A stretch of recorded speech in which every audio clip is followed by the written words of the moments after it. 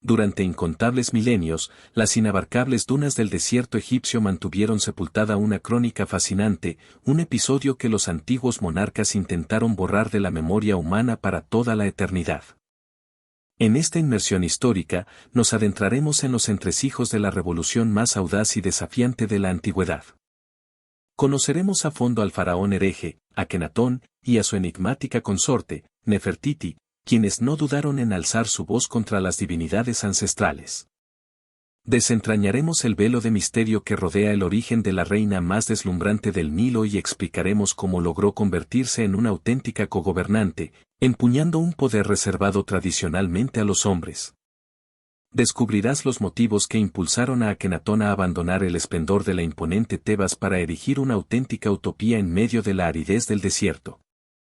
Además, exploraremos la profunda transformación del arte, que por primera vez se atrevió a plasmar sentimientos genuinos y cuerpos con imperfecciones, dejando atrás las rígidas máscaras de antaño.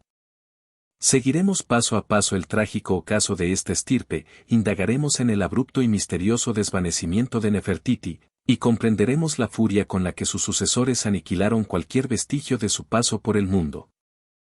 Si este viaje al pasado te resulta cautivador, te invitamos a dejar tu me gusta, suscribirte a nuestro canal Historia Soñolienta y compartir en los comentarios sobre qué otras épocas te gustaría aprender en el futuro. Disfruta de esta narración. El siglo XIV antes de nuestra era representó para el antiguo Egipto una era de esplendor inigualable y poder absoluto. En el trono se sentaba Amenhotep, un soberano que la posteridad recordaría como el Magnífico.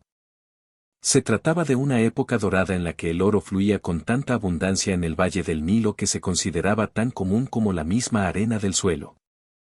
Las fronteras del vasto imperio se extendían imponentes desde las caudalosas aguas del río Eufrates en el norte hasta la cuarta catarata del Nilo en el sur.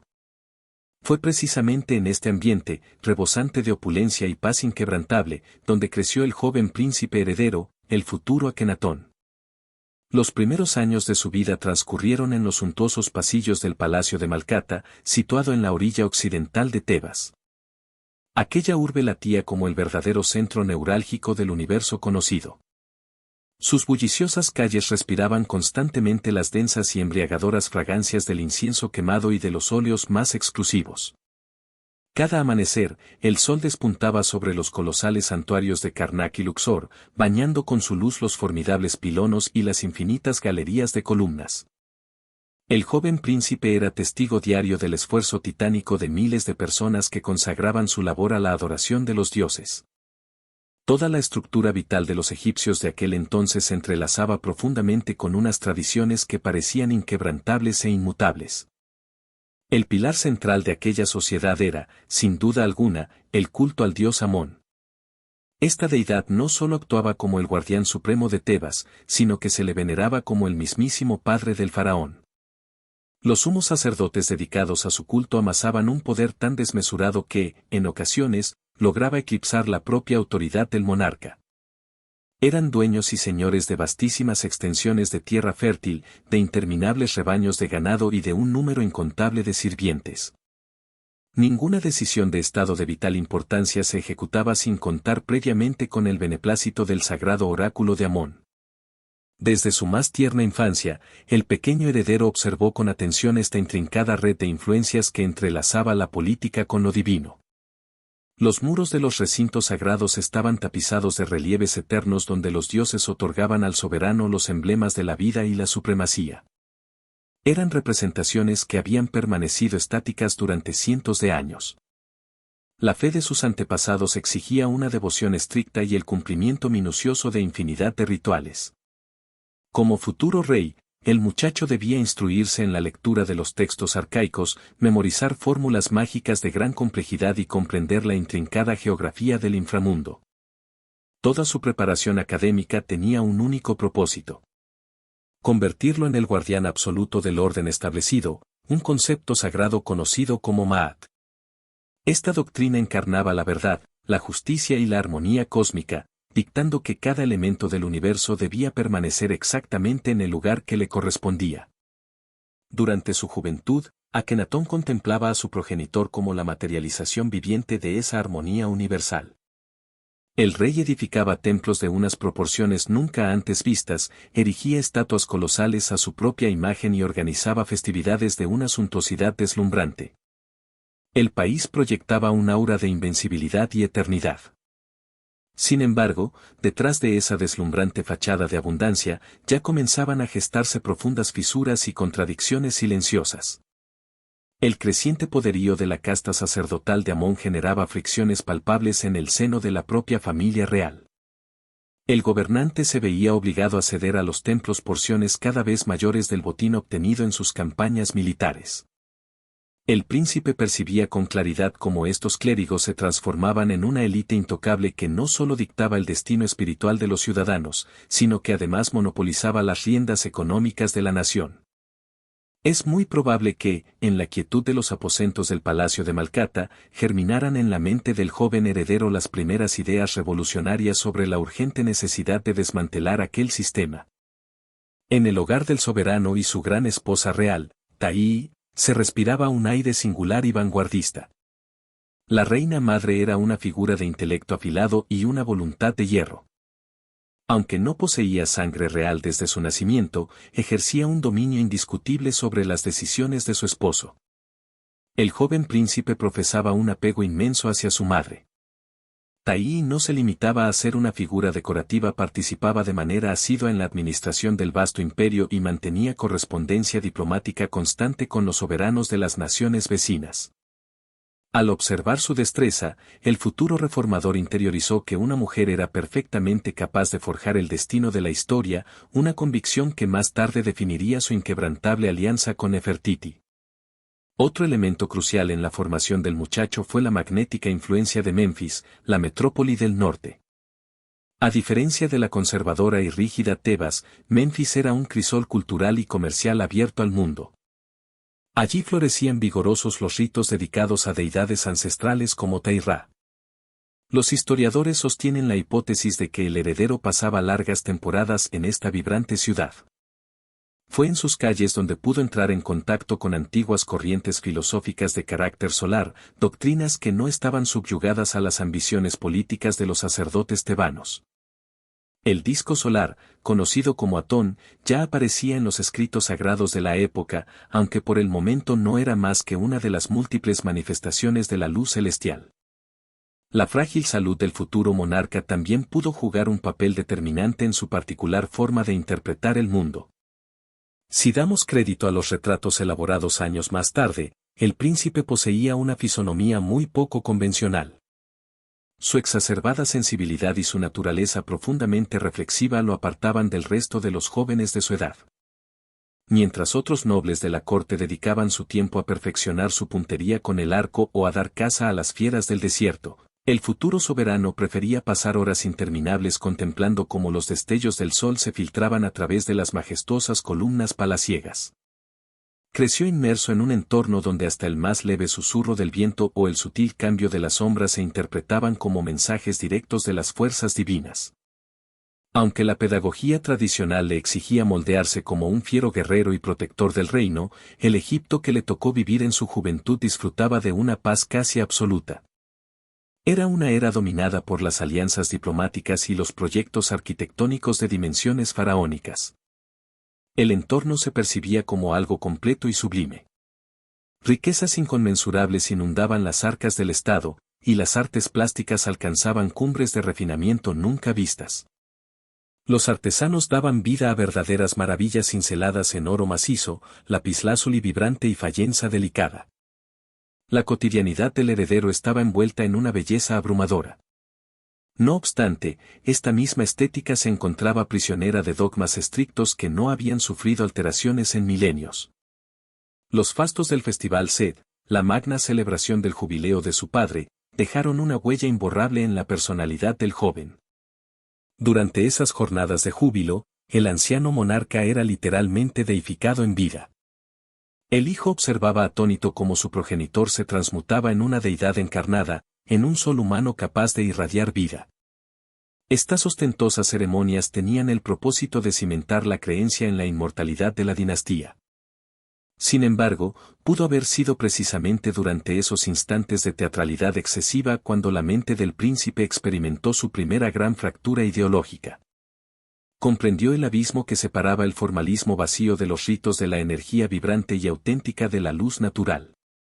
La sombra proyectada por las antiguas divinidades era vasta y opresiva. Cubría con su manto cada hogar, cada campo cultivado y cada recinto sagrado del país. La voluntad del todopoderoso Amón se acataba como ley irrefutable, desde el campesino más humilde hasta el visir de más alto rango. El príncipe era plenamente consciente de que, al heredar la doble corona, heredaría también la obligación de alimentar esa insaciable maquinaria de culto. Todos sus predecesores habían doblado la rodilla ante este designio, y nadie se había atrevido jamás a cuestionar la validez de dicho mandato. La juventud del futuro faraón coincidió con el crepúsculo de la edad de oro de su padre. A medida que la vitalidad del viejo soberano se apagaba, el príncipe comenzó a asumir responsabilidades de Estado cada vez mayores. Observaba de cerca los esfuerzos de un rey exhausto por mantener el frágil equilibrio de un imperio inmenso. Poco a poco, el heredero fue rodeándose de un círculo íntimo de librepensadores que presentían la inminencia de una transformación radical. Entre ellos se contaban artistas visionarios, eruditos y cortesanos a quienes las asfixiantes normas del pasado les resultaban insoportables. Pero, por el momento, el firmamento egipcio seguía siendo el mismo de siempre, y las estatuas de piedra de los antiguos dioses continuaban clavando su mirada muda sobre los mortales desde lo alto de los santuarios. Los anales del antiguo Egipto atesoran los nombres de numerosas mujeres de inmenso poder, pero ninguna de ellas se encuentra envuelta en una bruma de misterio tan espesa como la esposa de Akenatón. Su propio nombre, Nefertiti, se traduce literalmente como la mujer bella ha llegado. Esta denominación no resuena simplemente como un halago poético, sino más bien como la confirmación de la llegada de alguien proveniente de tierras lejanas. Durante décadas, la comunidad histórica y arqueológica ha debatido sin descanso sobre los verdaderos orígenes de esta mujer que lograría trastocar para siempre el concepto de autoridad femenina. Irrumpió en el escenario político de forma abrupta, como un relámpago cegador, y de inmediato ocupó su lugar de privilegio a la diestra del heredero al trono. Existen diversas corrientes de pensamiento que intentan descifrar la verdadera identidad de Nefertiti. La teoría más romántica, y que gozó de enorme popularidad durante el siglo pasado, defendía que se trataba de una princesa de linaje extranjero. En aquella época, Egipto mantenía una estrecha y compleja red de alianzas con el reino de Mitanni, situado en lo que hoy conocemos como Siria y el norte de Irak. Con el fin de sellar pactos de no agresión, los reyes solían intercambiar a sus hijas en matrimonio. Muchos expertos llegaron a asegurar que Nefertiti era en realidad la princesa Mitania Taduepa, enviada al harén del rey Amenhotep poco antes de que éste falleciera. Siguiendo esta línea argumental, tras la muerte del anciano gobernante, la joven forastera habría pasado a formar parte de la corte de su hijo, adoptando un nuevo nombre egipcio para asimilarse. Quienes defendían esta procedencia foránea solían argumentar que el peculiar tocado que lucía la reina no tenía precedentes en la iconografía local. Su icónico casco azul de cima plana y sus pelucas estilizadas parecían extraídos de las modas de cortes extranjeras. No obstante, los análisis lingüísticos e históricos más recientes han llevado a gran parte de los especialistas a descartar esta suposición. La estructura morfológica del nombre Nefertiti es innegablemente egipcia. Además, jamás se encontró a su alrededor un séquito de sirvientes extranjeros ni se documentaron costumbres foráneas en su día a día. Se desenvolvía con la majestuosidad de una auténtica hija del Nilo, dominando a la perfección los laberintos de la política cortesana y los matices de los rituales más sagrados. La segunda hipótesis, ampliamente aceptada en la actualidad, vincula sus raíces con la más alta aristocracia egipcia. En el centro de este entramado destaca la imponente figura de un noble llamado Ay. Este cortesano poseía una influencia abrumadora durante el reinado de Amenhotep y ostentaba el prestigioso título de padre divino o tutor del monarca. Se especula con gran fundamento que Ay era el hermano biológico de la reina madre Taii. De ser así, Nefertiti y el futuro faraón habrían sido primos hermanos. Este grado de consanguinidad explicaría de manera lógica su ascenso meteórico al poder y la confianza ciega y absoluta que la familia real depositó en ella. Un detalle adicional que refuerza esta teoría es el papel de una mujer llamada Tei, quien fue la nodriza de Nefertiti y, al mismo tiempo, la esposa de Ay. En los grabados de la época, Tei es reconocida abiertamente con el título de nodriza de la gran esposa del rey. Este dato es revelador. Resulta altamente improbable que una aristócrata egipcia de tan alta cuna se encargara de amamantar y educar desde la cuna a una niña extranjera recién llegada. Lo más sensato es concluir que Nefertiti correteó de niña por los mismos pasillos palaciegos que su futuro esposo. Es probable que compartieran juegos infantiles, confidencias y las enseñanzas de los mismos tutores desde sus primeros años de vida. Independientemente de la falta de pruebas concluyentes sobre su árbol genealógico, Nefertiti dejó claro desde el primer instante de su matrimonio que gozaría de un estatus excepcional. Si bien en las costumbres de la monarquía egipcia la esposa principal siempre fue una figura relevante, ella pulverizó cualquier límite establecido. Sus retratos empezaron a proliferar al lado de los de su marido en unas proporciones jamás vistas. No era un mero adorno o una compañera pasiva, era su espejo, su contraparte perfecta. Los académicos señalan que, en los albores de su reinado, la presencia arrolladora de la reina tenía el propósito de consolidar la legitimidad del joven y recién coronado faraón. Al hablar de Nefertiti, resulta inevitable mencionar su deslumbrante apariencia, la cual se erigiría como el paradigma de la belleza física durante miles de años. Sin embargo, tras aquellos rasgos finos y esculpidos se ocultaba un intelecto privilegiado y una ambición política de acero. No se limitó a languidecer en la reclusión de los aposentos femeninos. Desde el momento en que se instaló en Tebas, se involucró de lleno en la dirección de las ceremonias sagradas. En aquellos días, las antiguas deidades aún gobernaban el país, y la reina asumió con maestría su papel como suma sacerdotisa. Entregaba ofrendas monumentales y lideraba las procesiones, ganándose paulatinamente el favor y la adoración tanto del pueblo llano como de las élites sacerdotales. Todo apunta a que la unión entre ella y Akenatón no se sustentaba únicamente en la conveniencia del Estado, sino en un amor apasionado y profundo. En los jeroglíficos antiguos, se le dedican epítetos cargados de emoción, definiéndola como la alegría del corazón del rey o aquella por quien brilla el sol. No eran fórmulas de cortesía vacías. Las artes plásticas de la época comenzaron a destilar una ternura y una intimidad nunca antes plasmadas en la piedra. Se les inmortalizaba tomados de la mano, compartiendo miradas cómplices que, más de 3500 años después, aún parecen palpitar de vida. La consolidación de Nefertiti en el epicentro del poder coincidió con un clima de profunda agitación en la antigua capital tebana. La joven pareja real buscaba constantemente la soledad de sus aposentos para debatir proyectos que chocaban frontalmente con los dogmas de los todopoderosos siervos de Amón.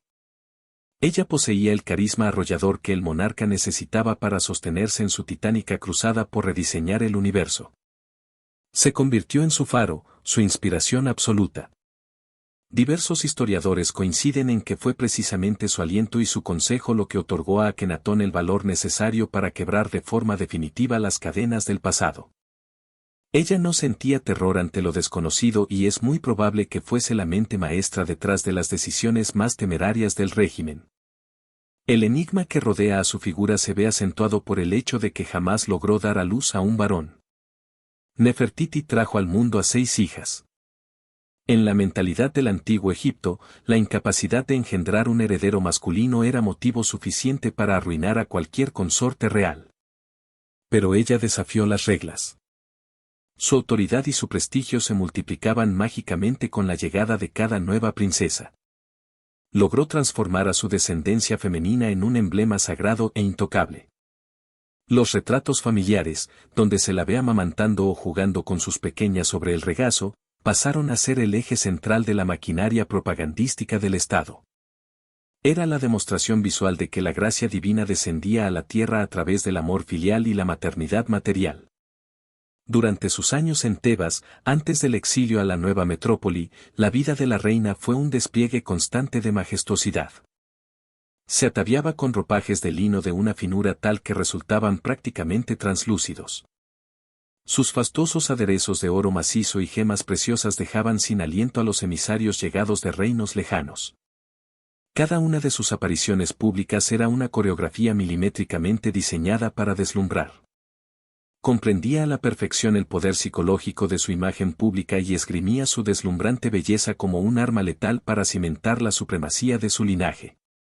Mientras el faraón se enfrascaba en complejos debates teológicos, ella emergía como el rostro tangible, comprensible y sublime de la monarquía absoluta. Resulta fascinante comprobar cómo, en los textos de aquellos años, se le atribuyen virtudes y cualidades reservadas en exclusiva a los entes divinos. Se refieren a ella como la resplandeciente, aquella cuyo rostro irradia luz propia.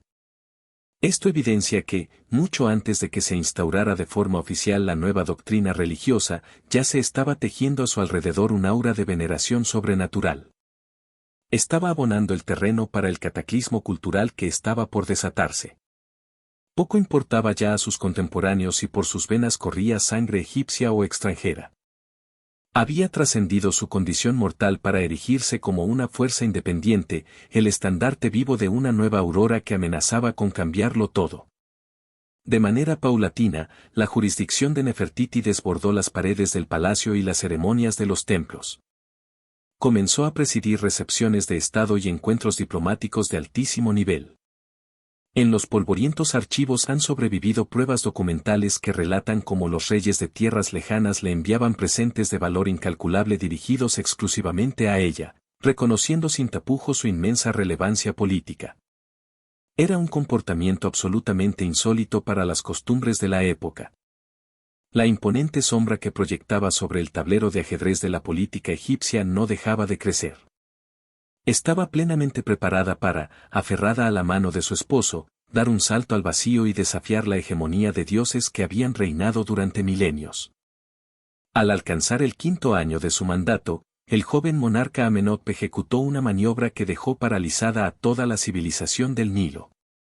Anunció de manera oficial y rotunda la ruptura definitiva con las tradiciones milenarias legadas por sus antepasados.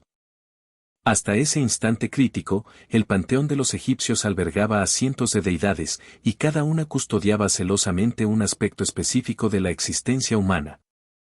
Sin embargo, el soberano dictaminó que, a partir de ese momento, el universo entero estaría regido por una única fuerza verdadera y suprema. Esta entidad indiscutible era Atón, el disco solar visible que derramaba su calor y su luz sobre todas las criaturas vivientes.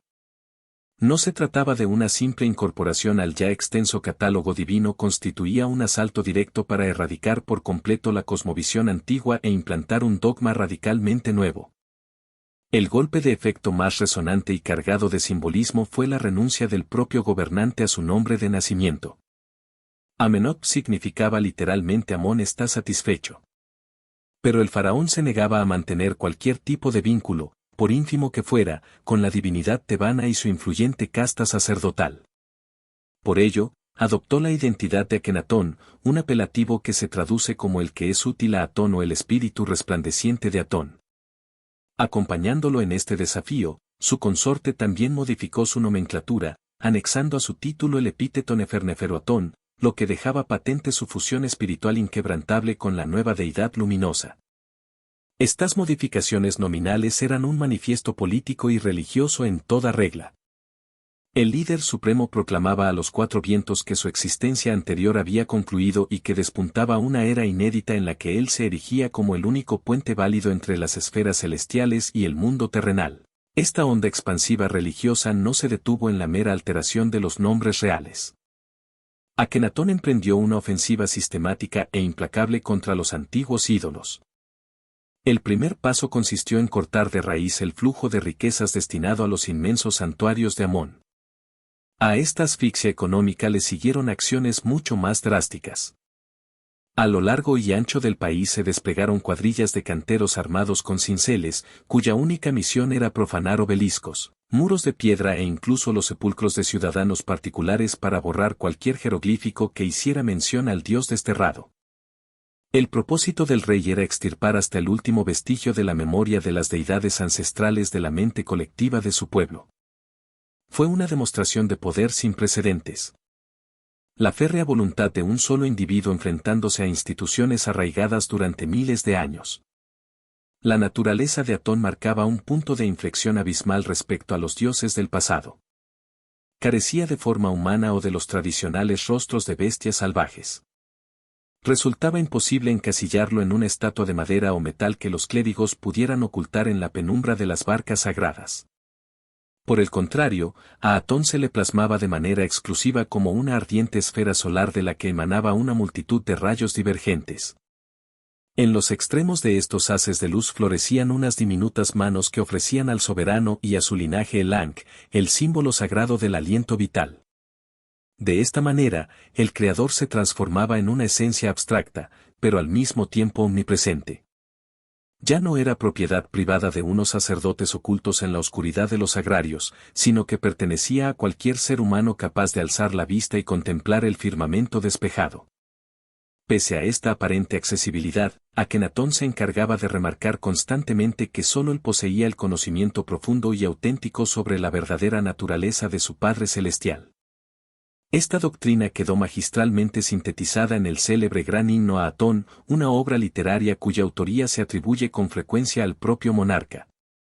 En sus versos se exaltaba la majestuosidad de la naturaleza, el ciclo incesante del día y la noche, y el amor protector de la divinidad hacia todas las naciones de la tierra.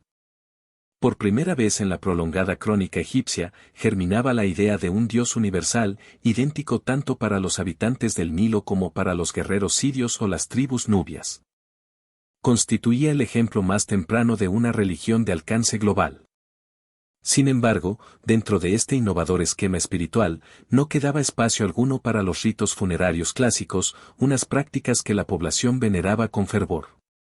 La creencia en el juicio de Osiris y en el inframundo fue anulada de facto. Desde ese instante, la única senda hacia la vida eterna requería la sumisión incondicional al faraón y la devoción exclusiva a la esfera resplandeciente.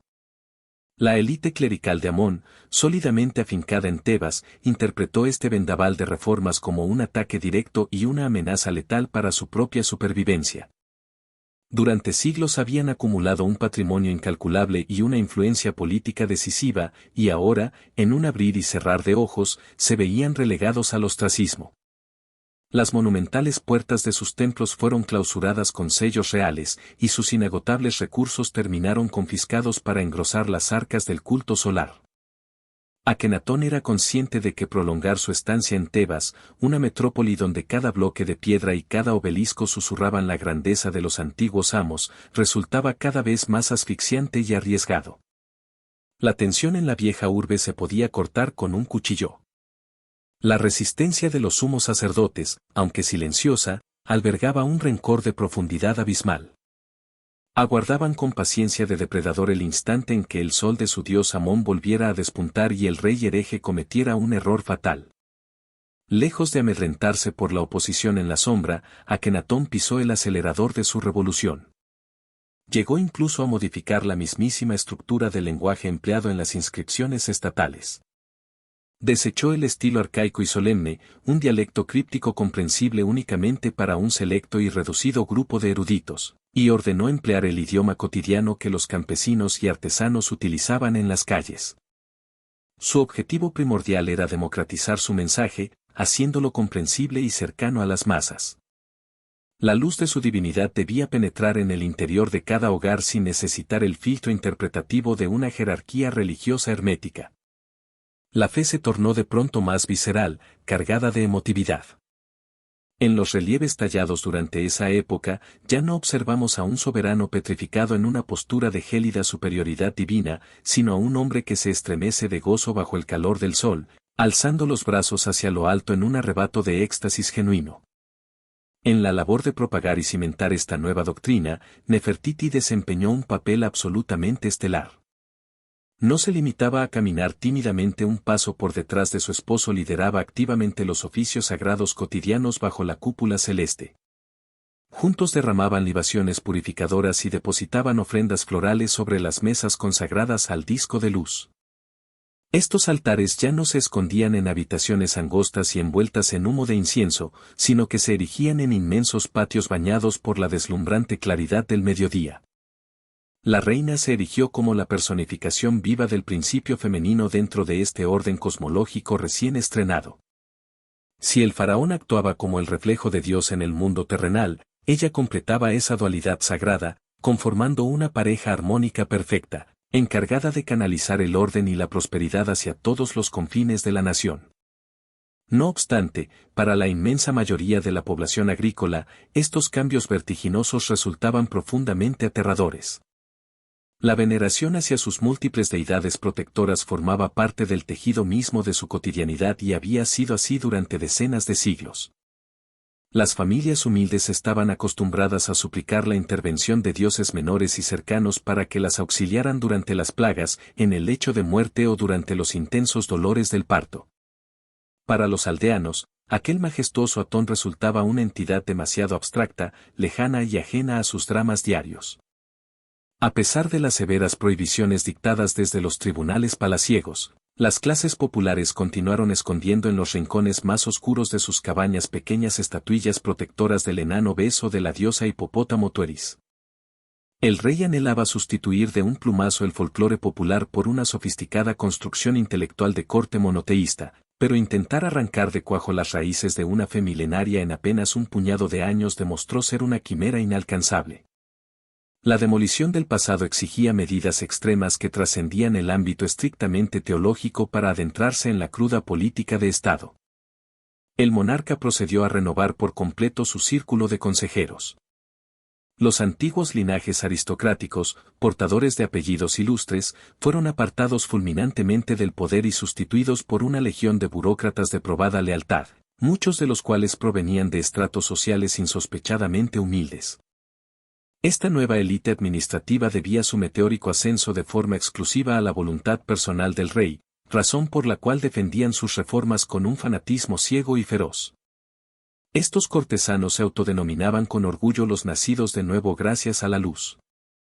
Como consecuencia directa, la sociedad egipcia sufrió una dolorosa fractura interna, agrietándose drásticamente entre aquellos que abrazaron la fe solar con fervor ciego y quienes, masticando su rencor en absoluto silencio, mantenían viva su lealtad clandestina al orden derrocado. La constante fricción con los servidores de Amón escaló de forma paulatina hasta convertirse en un conflicto abierto, aunque las armas fueran el silencio y el boicot. Akenatón comprendió con clarividencia que, para coronar su victoria ideológica y no sucumbir ante el pasado, necesitaba con urgencia un escenario virgen, un santuario libre del peso asfixiante de la historia. Requería un enorme lienzo en blanco sobre el cual pudiera trazar el destino de su propio universo desde cero. Las antiguas urbes de poder, como la bulliciosa Menfis y la majestuosa Tebas, estaban irremediablemente contaminadas por el aroma a incienso de los cultos repudiados. Cada robusto pilar del templo de Karnak parecía gritar a los cuatro vientos el nombre del dios proscrito. La nueva cosmovisión demandaba un territorio inmaculado, una vasta extensión de tierra que jamás hubiera sido pisada por los sacerdotes de otros ídolos. La decisión de trasladar el centro neurálgico del vasto imperio supuso el apogeo de esta primera etapa de agitación religiosa. Representó el corte de amarras definitivo con el legado monumental de sus ancestros. El rey proclamó con infinita solemnidad que había sido el mismísimo disco solar, a través de una revelación mística, quien le había indicado las coordenadas exactas para edificar su urbe sagrada. Semejante resolución implicaba un sangrado económico colosal y un sacrificio humano indescriptible para las decenas de miles de personas obligadas a levantar sus enseres y seguir a su líder mesiánico hacia la hostilidad de la arena. Sin embargo, al monarca visionario no le importaban en lo más mínimo los obstáculos materiales. Su devoción por aquel Dios único y radiante era de una magnitud tan colosal que no dudó un segundo en hipotecar la paz y la estabilidad misma del Estado para garantizar la imposición de su dogma. La metamorfosis que experimentó la civilización del Nilo durante aquellos años avanzó a la velocidad de un incendio forestal. Las ideas subversivas que se habían ido acumulando lentamente en el intelecto del príncipe a lo largo de su reclusión juvenil, estallaron ahora con la furia de un torrente desbocado. La intrincada red de deidades ancestrales se desmoronaba sin remedio bajo el incesante repiquetear de los cinceles de los destructores y bajo el implacable látigo de los edictos de la corona. Había amanecido de golpe la era deslumbrante del disco de luz absoluta, un sol que parecía destinado a resplandecer única y exclusivamente para iluminar el enigmático rostro del faraón y de su deslumbrante esposa. La nación entera contuvo la respiración, paralizada ante las consecuencias inciertas de aquel régimen recién alumbrado, mientras en el horizonte, bañado por la calima, ya comenzaban a perfilarse los audaces contornos de la futura metrópoli, una inmensa capital destinada a erigirse en el testamento petrificado de aquel sueño grandioso y, a la vez, insensatamente temerario. Fue en el transcurso de su 6º año en el trono cuando Akenatón dictó la sentencia que sellaría de forma irrevocable su divorcio con el peso de los siglos. Localizó un remoto paraje que, según aseguraba con vehemencia, el propio Atón le había desvelado como el escenario perfecto para clavar su trono terrenal.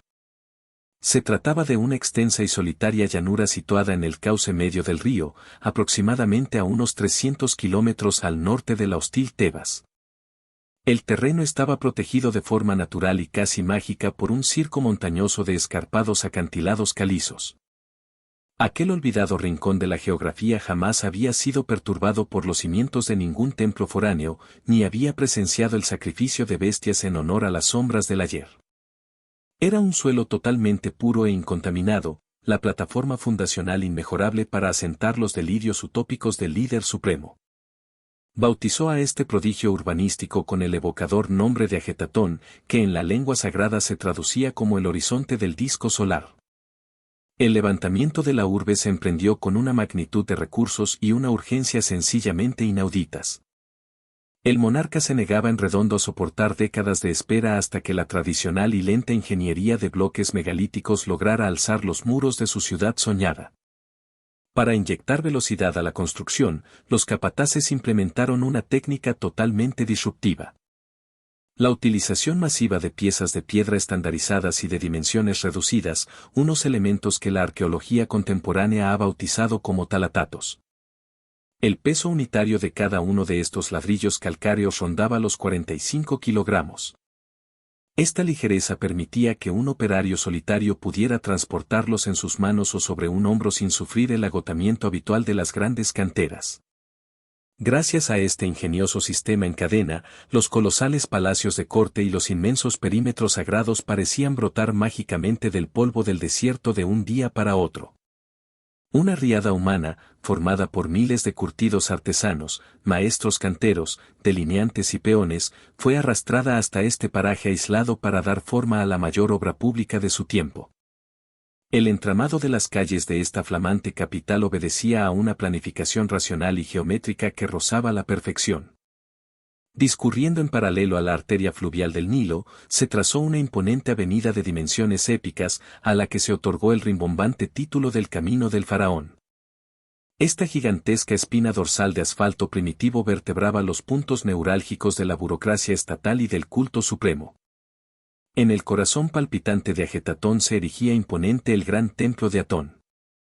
En un choque frontal con la estética de los sombríos y asfixiantes santuarios subterráneos dedicados al culto tebano, este asombroso recinto carecía por completo de techos opresivos.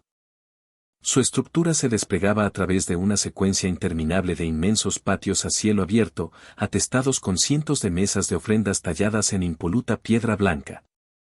Cuando el amanecer rasgaba el horizonte, las doradas lanzas de luz se desplomaban sobre el complejo sin encontrar barreras arquitectónicas en su caída, empapando cada milímetro del sagrario con un fulgor cegador.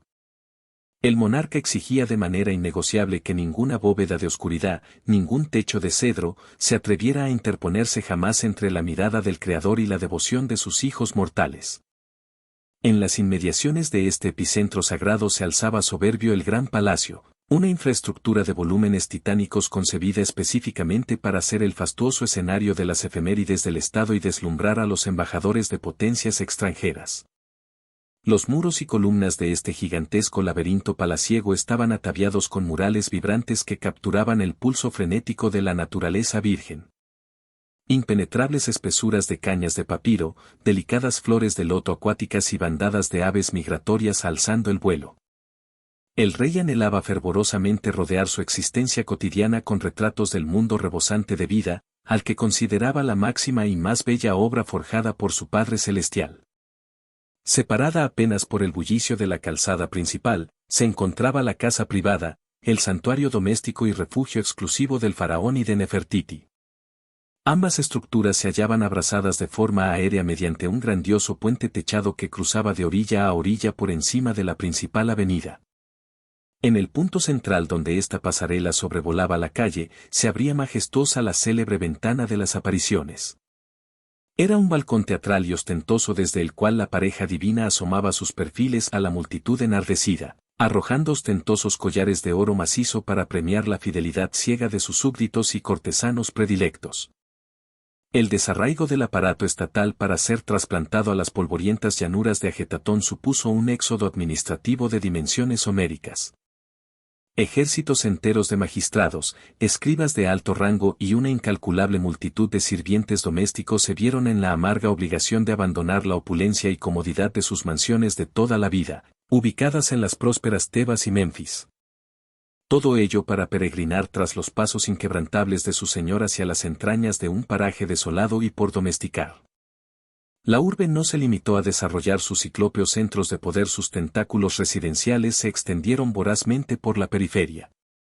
De la nada brotaron suntuosos distritos residenciales destinados en exclusiva a la nobleza de nuevo cuño, donde cada aristócrata se afanaba en presumir de jardines sombreados, profundos pozos de agua fresca y capillas familiares consagradas en exclusividad a la alabanza del disco solar.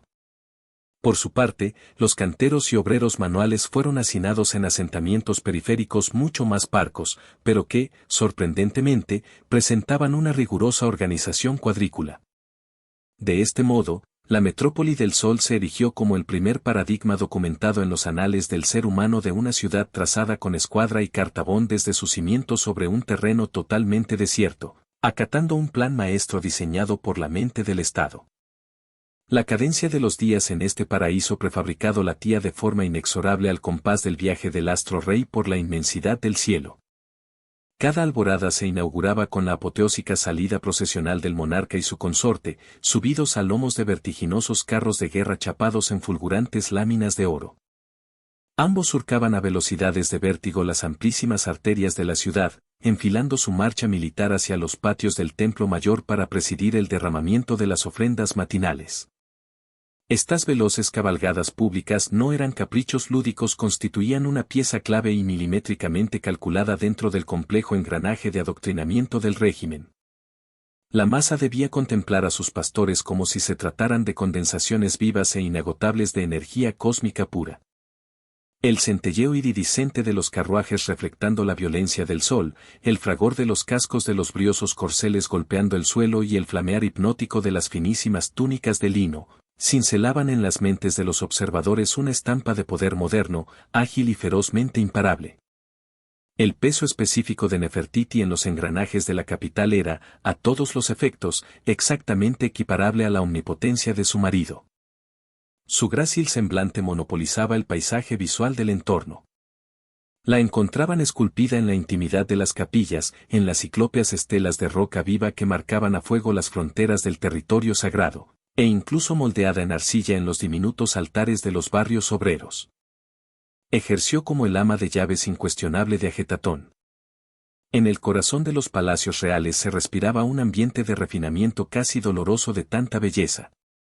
Allí se orquestaban interminables bacanales de los sentidos, amenizadas por el rasgueo seductor de arpas y laúdes, mientras los comensales se dejaban embriagar por las densas fragancias de raras flores importadas.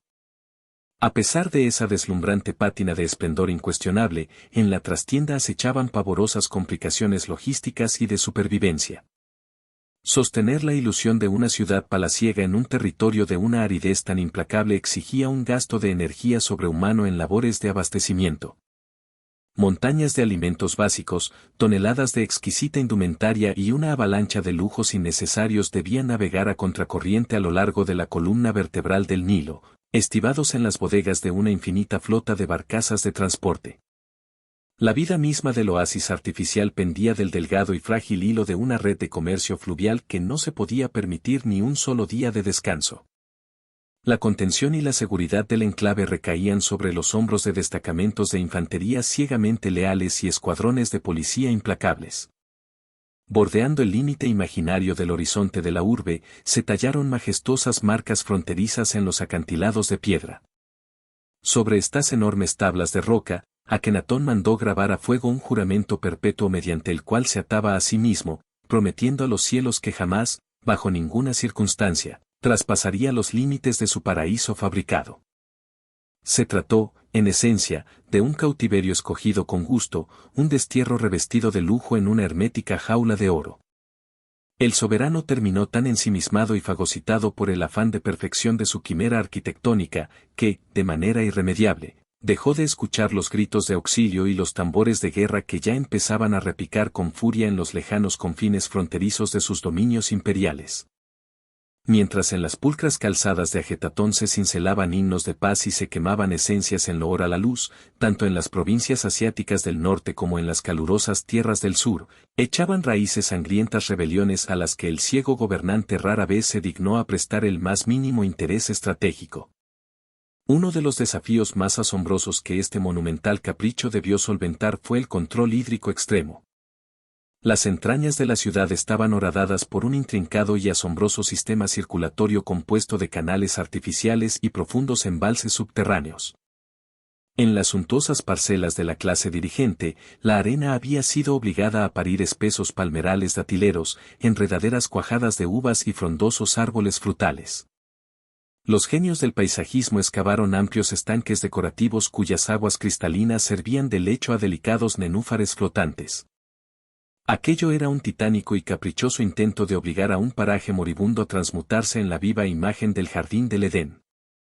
El monarca se aferraba a la fe ciega de que el hálito divino de Atón preñaba de fertilidad aquella llanura ardiente, imponiendo el dogma de que la zona debía florecer de manera exuberante, haciendo caso omiso a las tiranías de la naturaleza salvaje.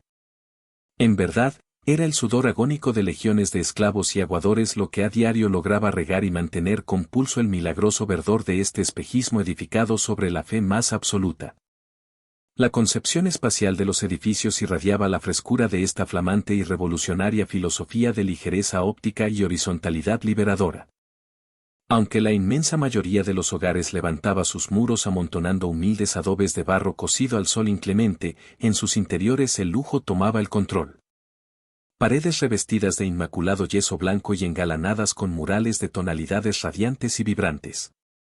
Las zonas de convivencia destacaban por su diáfana amplitud y por el empleo sistemático de altísimos techos, los cuales se apoyaban con elegancia en elaborados fustes de madera tallados por ebanistas de élite para simular palmeras estilizadas o espesos racimos de papiros en flor.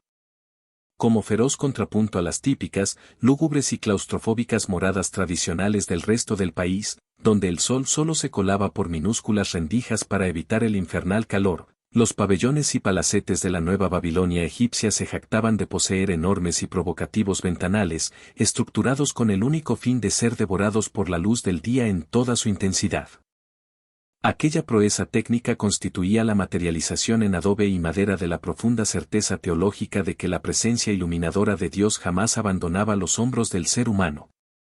Confinados en los polvorientos arrabales de este experimento urbano, se agrupaban los feudos creativos, los ruidosos y caóticos obradores de los genios del pincel y del cincel. Fue, sin lugar a dudas, en la penumbra iluminada de esos barracones donde se fraguó en secreto el asombroso estilo amarniense. Los oficiales y aprendices derramaban su arte soportando la mirada crítica, asfixiante y terriblemente personal del propio faraón, un mecenas que les instigaba con vehemencia a perseguir de forma obsesiva la pura verdad. Semejante imperativo categórico exigió prender fuego al vetusto catálogo de cánones divinos, desechando para siempre los cuerpos de geometría perfecta y los rostros exentos de sufrimiento, para abrazar con valentía el latido imperfecto, sudoroso y móvil de la vida terrenal. Los artistas de Ajetatón no temblaron al inmortalizar, como si fuesen modernos fotógrafos, los gestos más espontáneos de la Sagrada Familia en su intimidad. La voracidad al morder una vianda, el abrazo protector a un hijo asustado o las lágrimas derramadas ante la desgracia irremediable.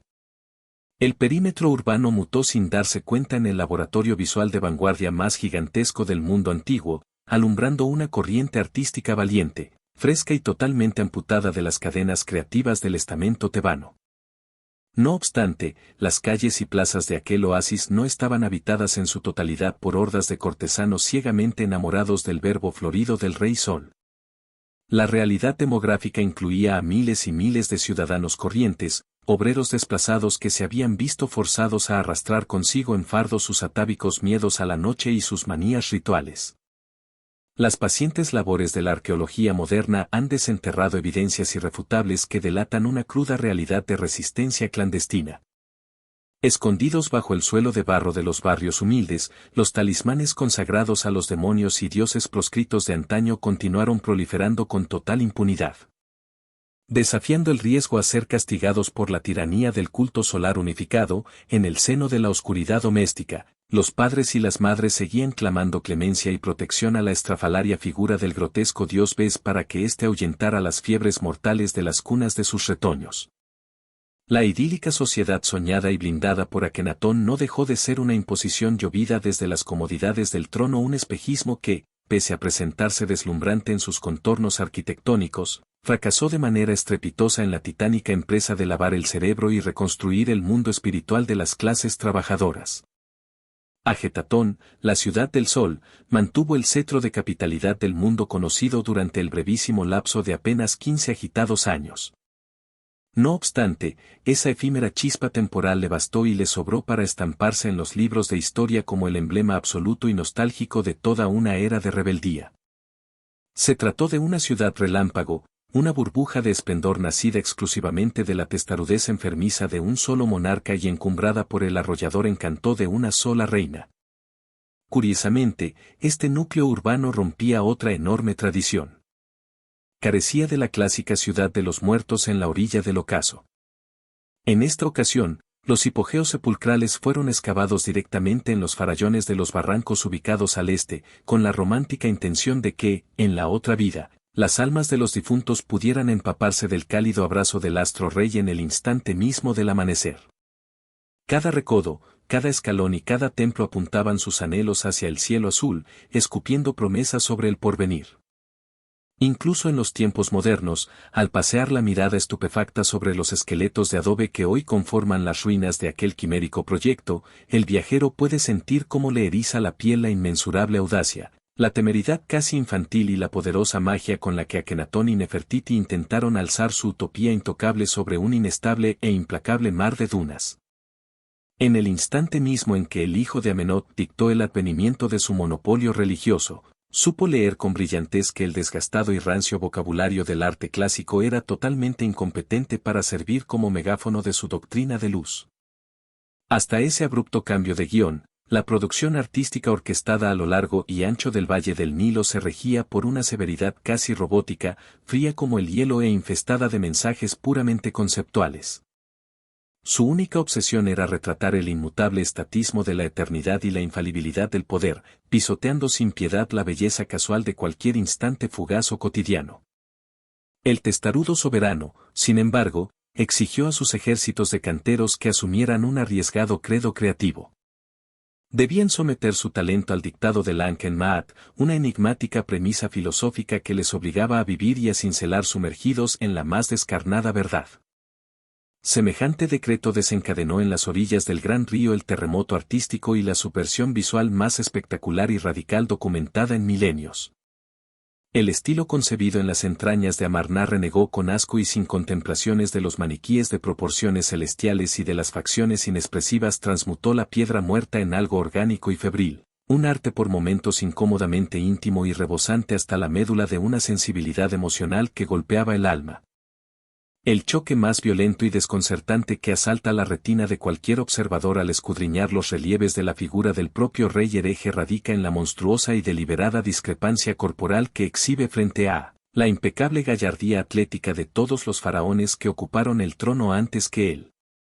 Han quedado barridas del mapa las cajas torácicas de hercúleas dimensiones y las espaldas rectas e impenetrables de los soberanos guerreros. Para asombro general, del muro de caliza emerge ahora un ser que desafía con orgullo cualquier noción preconcebida. Un individuo de semblante dolorosamente alargado, pupilas rasgadas y hundidas, labios excesivamente protuberantes y carnosos, y un mentón de caída pesada y angulosa. La silueta de su desnudez exhibe unas inconfundibles, casi escandalosas, curvas andróginas, presumiendo de caderas maternalmente anchas y de un vientre redondeado que sobresale flácido, contrastando de manera chocante con unos brazos y piernas descarnados como alambres. Durante más de un siglo, hordas de eminentes galenos y antropólogos juraron ver en estas perturbadoras proporciones las devastadoras secuelas de una gravísima enfermedad de carácter genético. Sin embargo, a día de hoy, el grueso de la comunidad académica se inclina a descifrar estas bizarras anomalías como un astuto manifiesto político envuelto en un sofisticado ropaje teológico. La obsesión del rey pasaba por taladrar en la mente de sus súbditos la certeza de que su propia anatomía servía de recipiente mágico donde colisionaban y se fusionaban a la perfección tanto la semilla masculina como el vientre femenino. En definitiva, el monarca se autodefinía en la piedra como el espejo exacto y palpable del insondable Atón, esa fuerza cósmica primordial y andrógina que fecundaba y paría al mismo tiempo a cada criatura del vasto mundo. Esta sed insaciable por desnudar lo auténtico sacudió los cimientos y los métodos de trabajo en cada uno de los talleres de picapedreros y pintores del reino. Las febriles fábricas de talento de la flamante capital se metamorfosearon en el escenario predilecto para los ensayos estéticos más temerarios y provocadores del momento. El indiscutible director de orquesta de esta extravagante revolución sensorial fue el genial escultor conocido como Thutmose. Bajo los espesos estratos de arena y escombros de lo que antaño fue su estudio privado, las modernas misiones arqueológicas sacaron a la luz un alucinante botín de antigüedades que terminó por dinamitar hasta los cimientos todas las teorías preconcebidas sobre la destreza del mundo antiguo. Fue allí, arrinconadas y devoradas por el polvo, donde afloraron inmaculadas mascarillas de yeso que habían sido fraguadas, sin lugar a equívocos, vertiendo el material directamente sobre las pieles y los rostros de individuos que aún respiraban. Semejante descubrimiento constató de forma lapidaria que los creadores afincados en este oasis se afanaban, casi con desesperación, por clonar los verdaderos rasgos faciales de sus mecenas, una fidelidad extrema que en el pasado había sido tachada de irrelevante o vulgar. Ahora, los maestros no titubeaban a la hora de grabar a cincel los abismos de la vejez en una frente arrugada, el peso del cansancio asomando en abultadas bolsas bajo los ojos o las sutiles malformaciones de unos labios al sonreír. Las efigies oficiales del Rey del Sol y de su consorte dejaron para siempre de ser máscaras mortuorias y gélidas de un supuesto dios, transfigurándose de repente en rostros palpitantes, mortales y, sobre todo, abrumadoramente humanos. En el corazón de este atrevido glosario visual, las instantáneas robadas a la intimidad del hogar monárquico se adueñaron del escenario. En las lúgubres etapas anteriores, la norma imponía plasmar al señor de las dos tierras bañándose en la sangre de sus enemigos en batallas campales o postrándose de forma mecánica y acartonada ante las esfinges divinas. En el microcosmos de Amarná, aquellas reglas dictatoriales volaron en 1000 pedazos. A través de delicadísimos bajorrelieves de fina caliza, se nos otorga el pasaporte de espías para contemplar a un relajadísimo Akenatón y a su fascinante esposa arrellanados en sillones sin protocolo alguno, compartiendo bromas y mimos con su pequeña prole de niñas. ¿Acaso el ejemplo más desgarradoramente bello de este periodo se condensa en una famosa estela labrada donde se ha inmortalizado el momento exacto en el que el temible y supremo gobernante mundial levanta en volandas y mece sobre sus piernas a una de las infantas reales, y ésta, en un arrebato de afecto infantil, le masajea con inmensa dulzura la puntiaguda barbilla? El mundo nunca había sido testigo de un atrevimiento público semejante. El arte milenario, históricamente destinado a generar terror o sumisión, se transmutó súbitamente en una especie de fotolibro familiar expuesto al vulgo, cuya primordial aspiración no era otra que airear a los cuatro vientos el insospechado calor de hogar y el océano de amor paternal que hervía en las venas de quienes empuñaban las riendas del poder terrenal. Nefertiti se erigió, de forma indiscutible y por derecho propio, como la diosa musa inspiradora que alimentaba el fuego de esta febril y deslumbrante época creadora. Su rostro, hechizante y embriagador, saturaba cada calle, cada muro de templo y cada rincón de la capital utópica.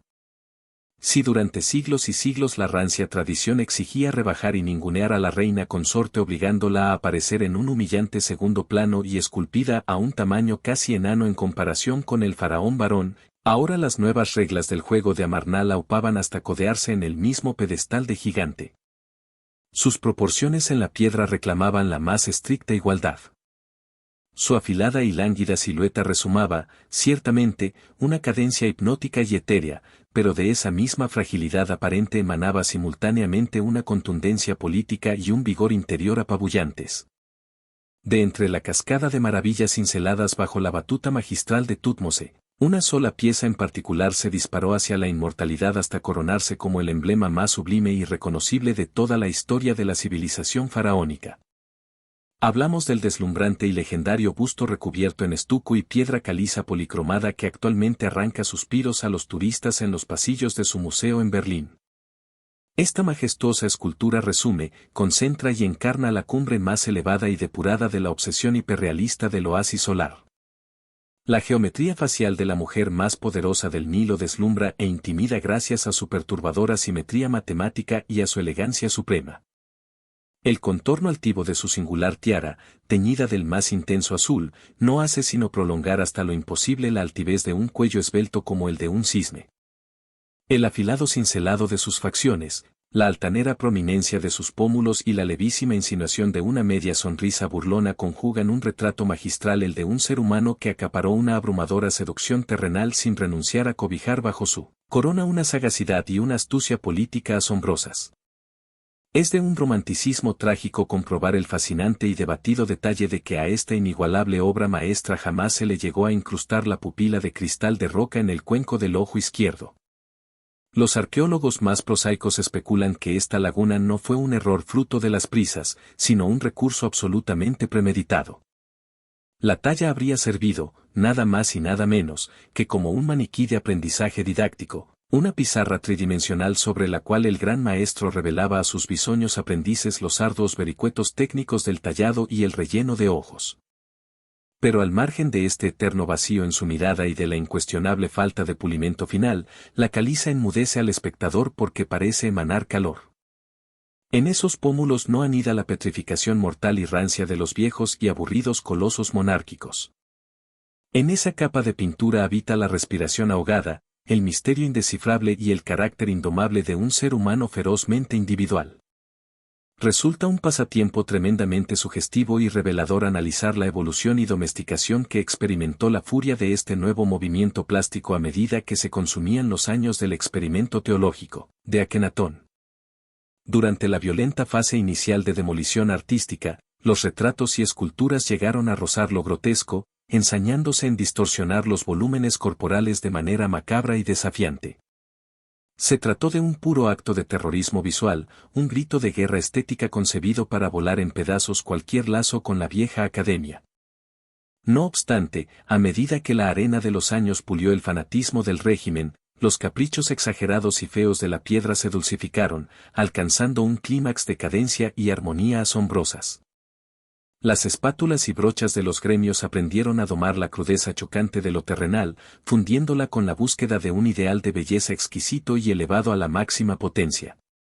Por vez primera, los talleres se obsesionaron locamente por engañar al ojo humano con las profundidades del espacio y la falsa captura del dinamismo acelerado. Contemplando los vibrantes zócalos de roca calcárea, uno casi puede sentir cómo las rachas de aire huracanado azotan y desordenan los pliegues cuasi transparentes y laberínticos de los elaboradísimos ajuares de lino blanco. Uno puede oír cómo crujen y se parten los matorrales, bajo el viento fiero del Nilo, y sobrecogerse ante la enloquecida ferocidad de unos caballos que parecen a punto de desbocarse, arrastrando a los héroes de la corte en la velocidad del combate o de la caza. La opresiva tumba del arte de Egipto saltó por los aires, dejando entrar en los lienzos y los pasillos palaciegos inmensos pulmones llenos de brisa fresca, oxigenando la mirada popular con una electricidad cinética que ningún súbdito antiguo había tenido jamás el privilegio de admirar en la historia de los hombres. Y son precisamente esos rostros, rebosantes de vida ardiente y bañados de una luz incorruptible, los que se erigen en pie frente al tribunal del tiempo como la demostración más implacable y rotunda de que el cacareado mandamiento filosófico de vivir hundido en la verdad no constituyó, en absoluto, una mera y vacía soflama para adornar edictos reales, sino que encarnó el corazón ardiente, puro y tangible que latió con violencia durante el transcurso fascinante y efímero de aquella centuria excepcional y milagrosa. El entorno natural se erigió como un protagonista incuestionable bajo la escrupulosa mirada de los creadores de esta nueva era. En los majestuosos pabellones de Ajetatón, tanto los pavimentos como los inmensos muros desaparecían bajo un manto de frescos que celebraban el bullicio de los cañaverales ribereños. En aquellas pinturas, cardúmenes de peces salpicaban las aguas cristalinas, bandadas de aves acuáticas emprendían el vuelo desde la espesura de los papiros y tiernos terneros brincaban con júbilo en las praderas. Semejante despliegue visual no era otra cosa que un himno de alabanza a la existencia en su estado más puro y efervescente. El disco solar no solo era el creador del universo, sino el gran patrón de la naturaleza, motivo por el cual hasta el más insignificante pétalo de flor de loto se consideraba digno de ser inmortalizado. Latía en estas obras un regocijo místico sin precedentes, una absoluta liberación del terror atávico que históricamente inspiraban el inframundo y su legión de bestias devoradoras de almas. Los maestros de los pinceles dedicaron sus vidas a glorificar el mundo tangible, anclándose firmemente en el aquí y el ahora. La revolucionaria técnica del relieve rehundido, o huecorrelieve, alcanzó en este lapso unas cotas de virtuosismo insospechadas. Los canteros perforaban y tallaban las siluetas de los personajes hundiéndolas profundamente en la matriz de la piedra, una astuta estratagema diseñada para generar sombras afiladas y dramáticas bajo la violencia del sol cegador del desierto. Este recurso dotaba a los murales exteriores de los complejos religiosos de un contraste visual asombroso y de una elocuencia arrolladora. A medida que el inmenso globo de fuego surcaba la bóveda celeste de este a oeste, las sombras proyectadas en el interior de las hendiduras bailaban y se transformaban, dotando a las gélidas fachadas de una perturbadora ilusión de movimiento. Los muros de los templos parecían cobrar aliento, mutando en sintonía con la peregrinación diaria de la divinidad por los cielos. Constituyó un hallazgo técnico sublime, un instrumento estético que encajaba a la perfección con las ambiciones del nuevo dogma. Los febriles talleres de la metrópoli no solo daban cobijo a los maestros de la gubia y el cincel, sino que también atraían a una multitud de orfebres, vidrieros y prodigiosos artesanos de la fayenza. De sus manos brotaban objetos de una delicadeza abrumadora. Cálices moldeados con la fragilidad de un capullo en flor o pesados pectorales engarzados con representaciones de frutos exóticos y fauna silvestre. La paleta cromática estalló en una sinfonía de matices desconocidos, abusando de manera exquisita de los azules eléctricos, los amarillos vibrantes y los rojos carmesíes. Incluso los utensilios más mundanos y utilitarios, como los espejos de bronce pulido o los minúsculos estuches para los ungüentos cosméticos, ascendieron a la categoría de obras maestras irrepetibles. La filosofía estética de la Ciudad del Sol se infiltró como una marea imparable en todas las esferas de la cotidianidad. Logró moldear la sensibilidad de una generación entera de ciudadanos. Individuos que comulgaban con la idea revolucionaria de que el universo podía ser rediseñado obedeciendo únicamente a los inquebrantables dictados de la verdad y la armonía visual. La eclosión de esta estética también dejó una huella imborrable en la manera de inmortalizar a las herederas del imperio. Las 6 pequeñas princesas nacidas de la unión divina eran retratadas casi siempre en manada, componiendo grupos escultóricos que rebosaban de dinamismo y calidez. Compartían con sus progenitores aquellos cráneos pronunciadamente ovalados y las curvas anatómicas lánguidas y seductoras. Esta insistencia iconográfica no era casual, buscaba grabar a fuego en la mente del espectador la continuidad inquebrantable y la eternidad de la casa real a través del poderoso vínculo de la sangre. Los infantes dejaron de ser meros adultos en miniatura, encorsetados en poses rígidas. Ahora destilaban una espontaneidad infantil, una inocencia revoltosa que los escultores supieron cazar al vuelo y atrapar magistralmente en la roca. Aquellas estampas consiguieron inyectar en la habitualmente gélida propaganda estatal el reconfortante y cercano calor de un hogar humano. A pesar de su innegable genialidad, esta explosión creativa pendía de un hilo angustiosamente frágil. Todo el andamiaje del llamado estilo de Amarnás se sostenía única y exclusivamente sobre los caprichos, la obstinación y el gusto personal de un solo individuo. Sin el férreo amparo y la financiación del trono, aquel movimiento vanguardista estaba condenado a fracasar en su pulso contra un academicismo anclado en miles de años de férrea inmovilidad.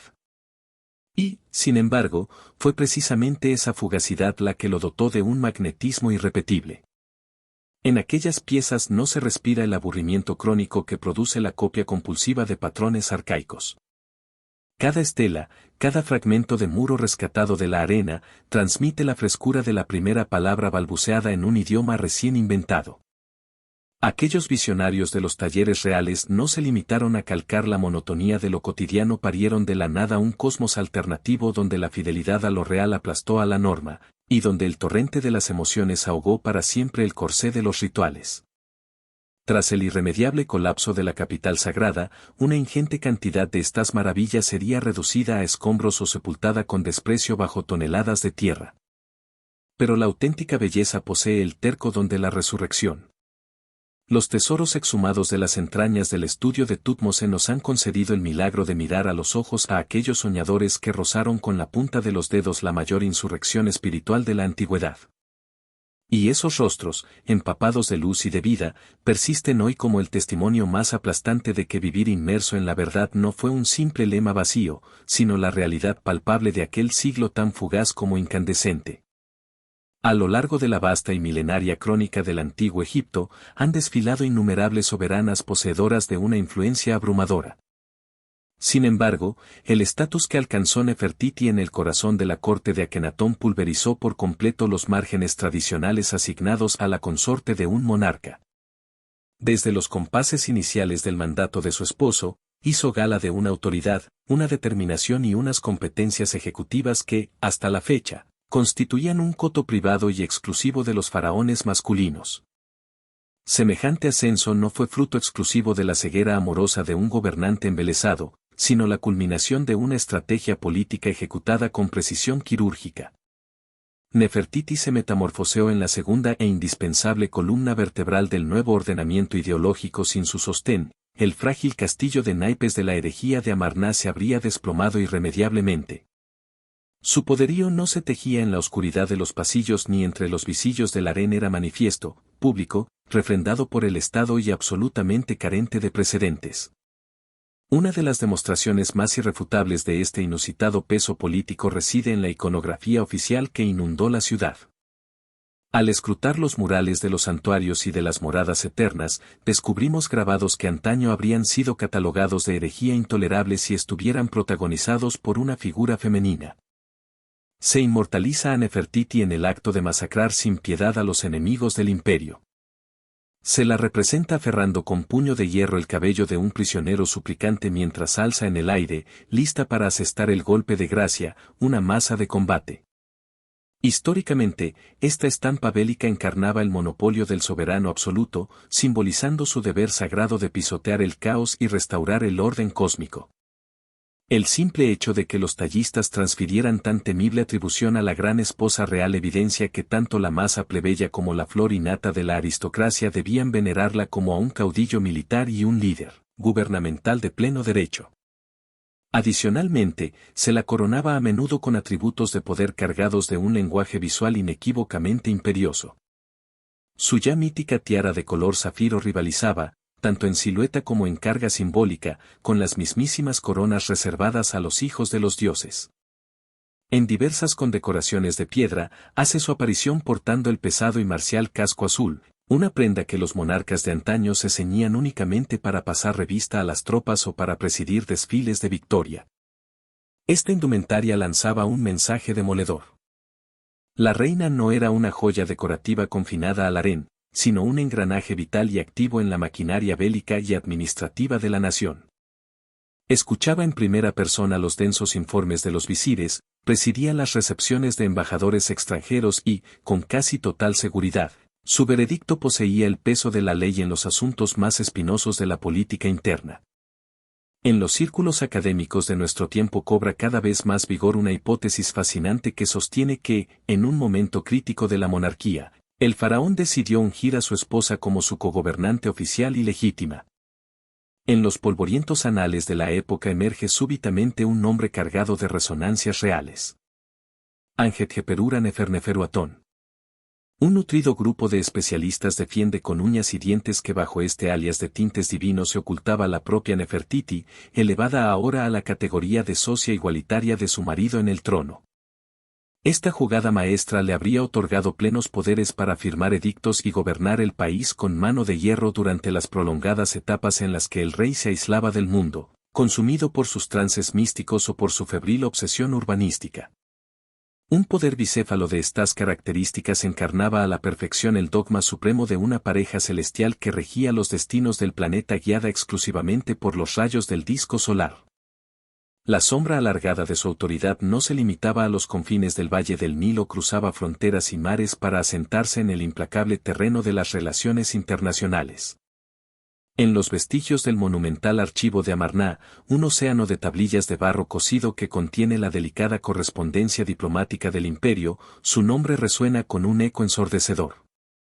Los monarcas de los grandes dominios vecinos, como las tierras de Mitanni o la opulenta Babilonia, habían descifrado rápidamente que el salvoconducto más seguro para acceder a la voluntad y al intelecto de Akenatón pasaba irremediablemente por adular a su consorte.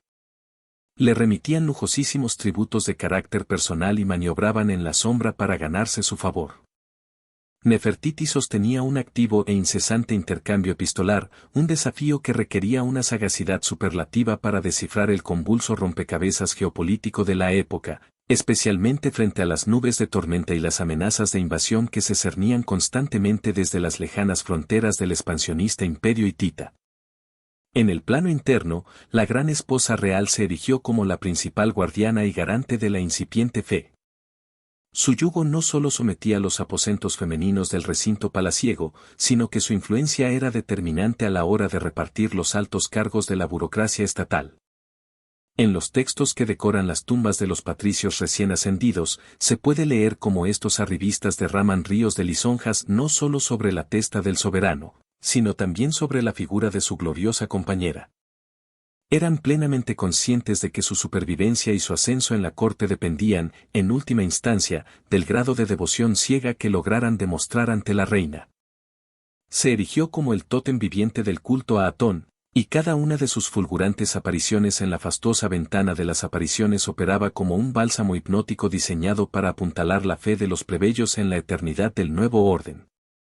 Resulta un detalle de un simbolismo sobrecogedor y casi herético comprobar cómo la efigie de Nefertiti fue esculpida en las 4 esquinas del sepulcro de piedra de su esposo, asumiendo sin pudor el papel de deidad protectora, una tarea que la tradición encomendaba exclusivamente a las diosas que velaban por el sueño eterno de los reyes difuntos.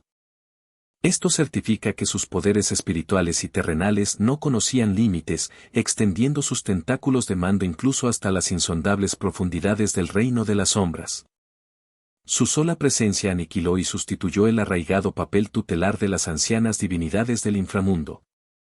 Constituyó la culminación gloriosa de su carrera hacia la inmortalidad.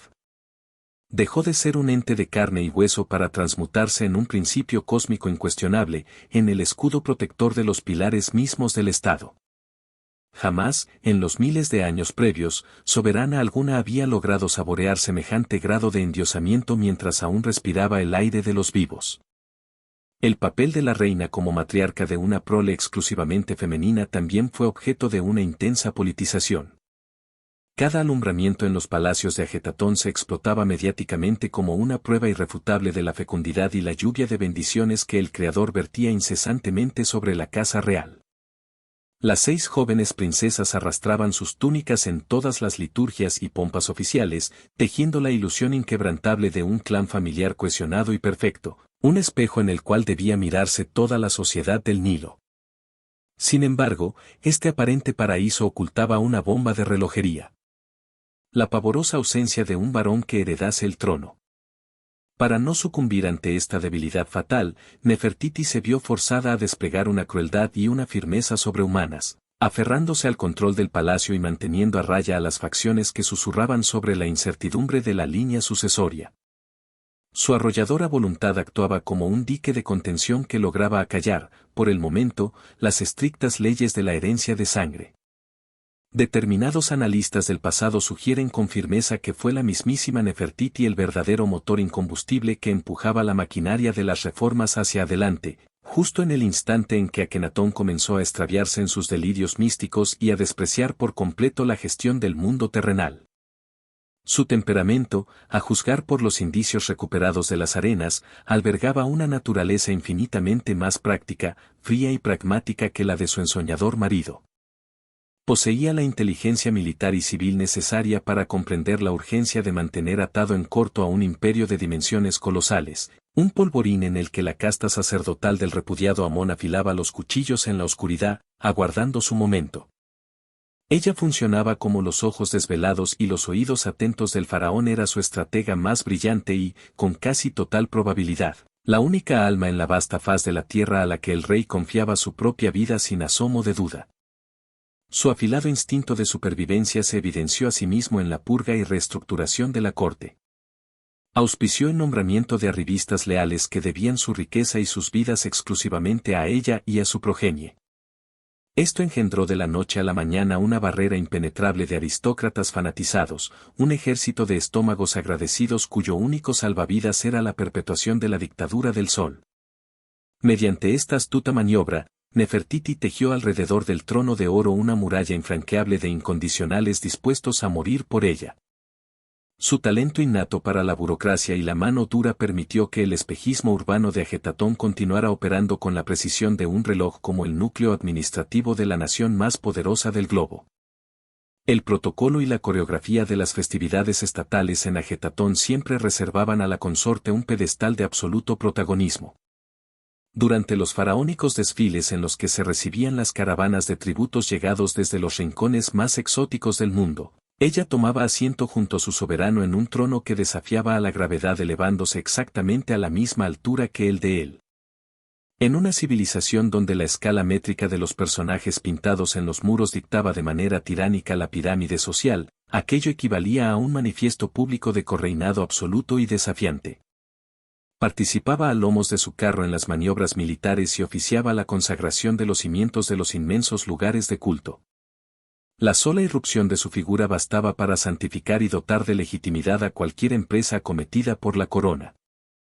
Con todo, esta pavorosa acumulación de autoridad en manos de una mujer no podía pasar inadvertida, desatando una sorda pero violenta oleada de repulsa en los estratos más inmovilistas del país. Más allá del cerco protector de la ciudad de la luz, en las polvorientas callejuelas de las viejas urbes repudiadas, la semilla de la traición germinaba con fuerza. Los patriarcas de las dinastías olvidadas y los prelados en la sombra percibían en Nefertiti a una intrusa despiadada, una tirana que había saqueado por la fuerza funciones reservadas por derecho divino a los varones. Pero mientras el corazón de Akenatón siguiera latiendo y el pacto forjado entre ambos permaneciera blindado, ni el más temerario de los conspiradores se habría atrevido a alzar la voz en presencia de la reina. Su hegemonía no se sustentaba únicamente en la ceguera de su cónyuge, sino en su apabullante carisma personal y en una pericia inigualable para orquestar los hilos invisibles del aparato del Estado. La dictadura de su belleza y de su intelecto supuso un experimento sociológico e histórico sin parangón en la antigüedad. Fue un paréntesis milagroso en el tiempo durante el cual una mujer no se conformó con ser el susurro detrás de la corona, sino que se coronó reina en toda la magnitud y crueldad del término, faltando únicamente el título oficial para certificarlo. Dejó una constancia brutal de su capacidad para echarse a la espalda el insoportable peso de salvar a la civilización más grandiosa de la tierra en la hora de su más aguda agonía interna. Su mandato, ejercido codo con su esposo, marca la cúspide inalcanzable de la supremacía femenina en las tierras bañadas por el Nilo, una hazaña titánica que tan solo lograría ser emulada siglos más tarde y bajo un clima de desesperación histórica diametralmente opuesto, por la legendaria Cleopatra. El 12º año del reinado de Akenatón marcó el deslumbrante apogeo y, de manera simultánea, el fatídico preludio del colapso de aquel sueño teñido de oro. Tras la celebración de unos festejos de un derroche escandaloso, durante los cuales los señores del mundo impusieron tributos a las naciones rendidas a sus pies, un denso manto de nubes negras comenzó a estrangular los cielos inmaculados de la capital. La utopía, cuyos cimientos no eran más sólidos que la arena sobre la que se erguía, chocó frontalmente con una crudeza terrenal que ya no podía ser silenciada ni siquiera por los formidables muros de la urbe prohibida. El hedor de la muerte, el pánico a la enfermedad y el veneno de la inestabilidad política se infiltraron por las grietas de los palacios imperiales, royendo hasta los cimientos la falsa perfección que la pareja divina había esculpido con tanto celo.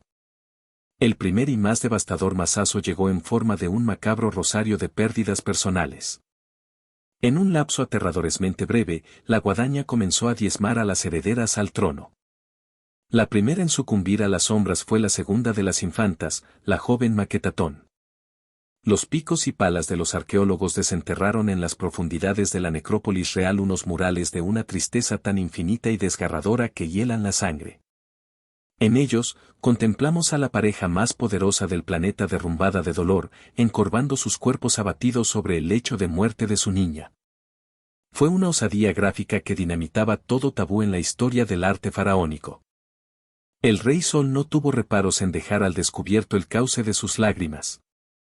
Se le expuso ante la posteridad como un mortal más, un padre con el alma hecha jirones.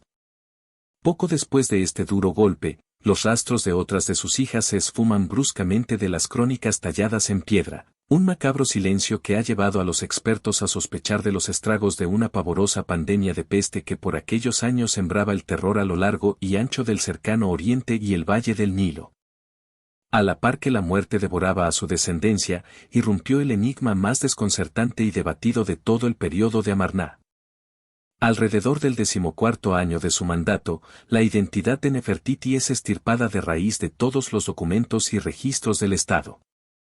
Sus hermosos retratos en los templos cesan en seco, y el codiciado rango de gran esposa real recae, de forma brusca y antinatural, sobre los hombros de una de sus propias hijas sobrevivientes, Meritatón.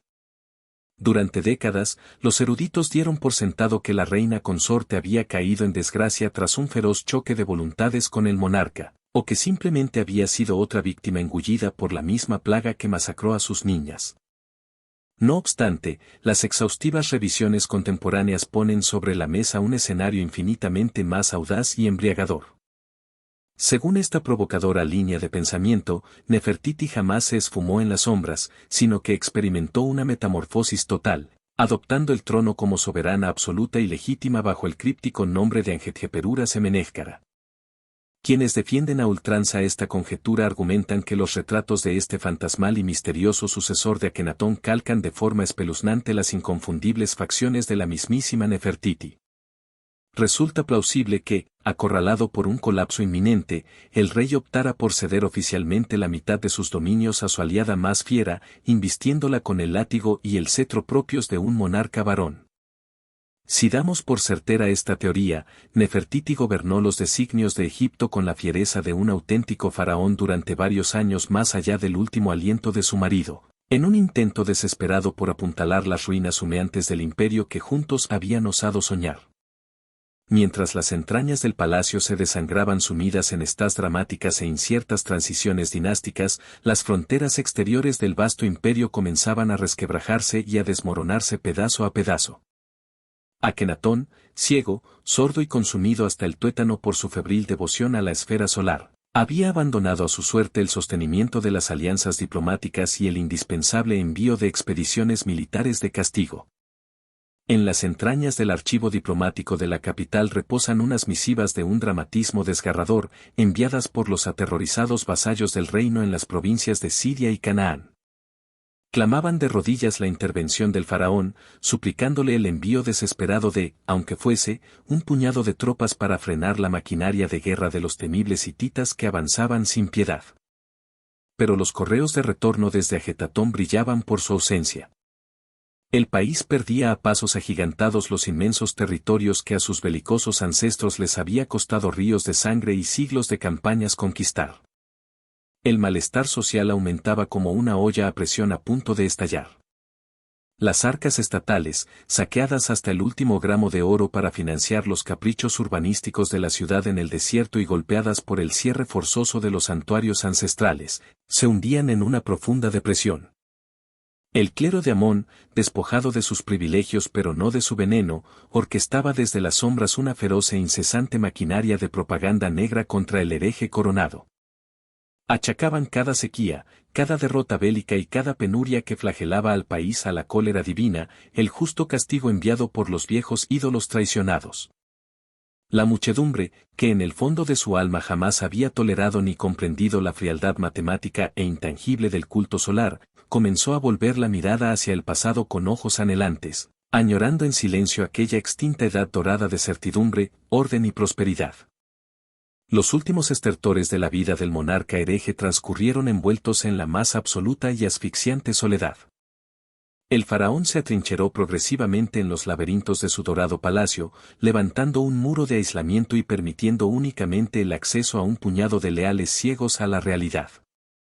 Su visión mística del universo, cimentada ingenuamente sobre los pilares de la luz divina y el amor incondicional, se estrellaba de bruces contra la implacable y sanguinaria brutalidad de la geopolítica.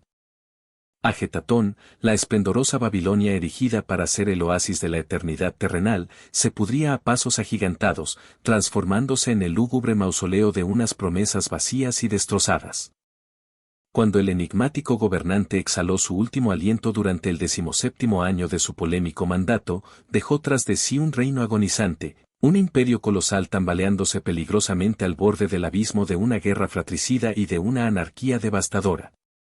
El fallecimiento de Akenatón inauguró una etapa teñida de profundas y sombrías incertidumbres. El trono vacío fue ocupado de inmediato por el enigmático Semenezcara, un personaje cuya verdadera identidad continúa desatando acalorados y feroces debates en el seno de la comunidad científica actual. De tratarse efectivamente de la mismísima Nefertiti ocultando su feminidad bajo la parafernalia de un nuevo título faraónico, su mandato en solitario resultó trágicamente efímero.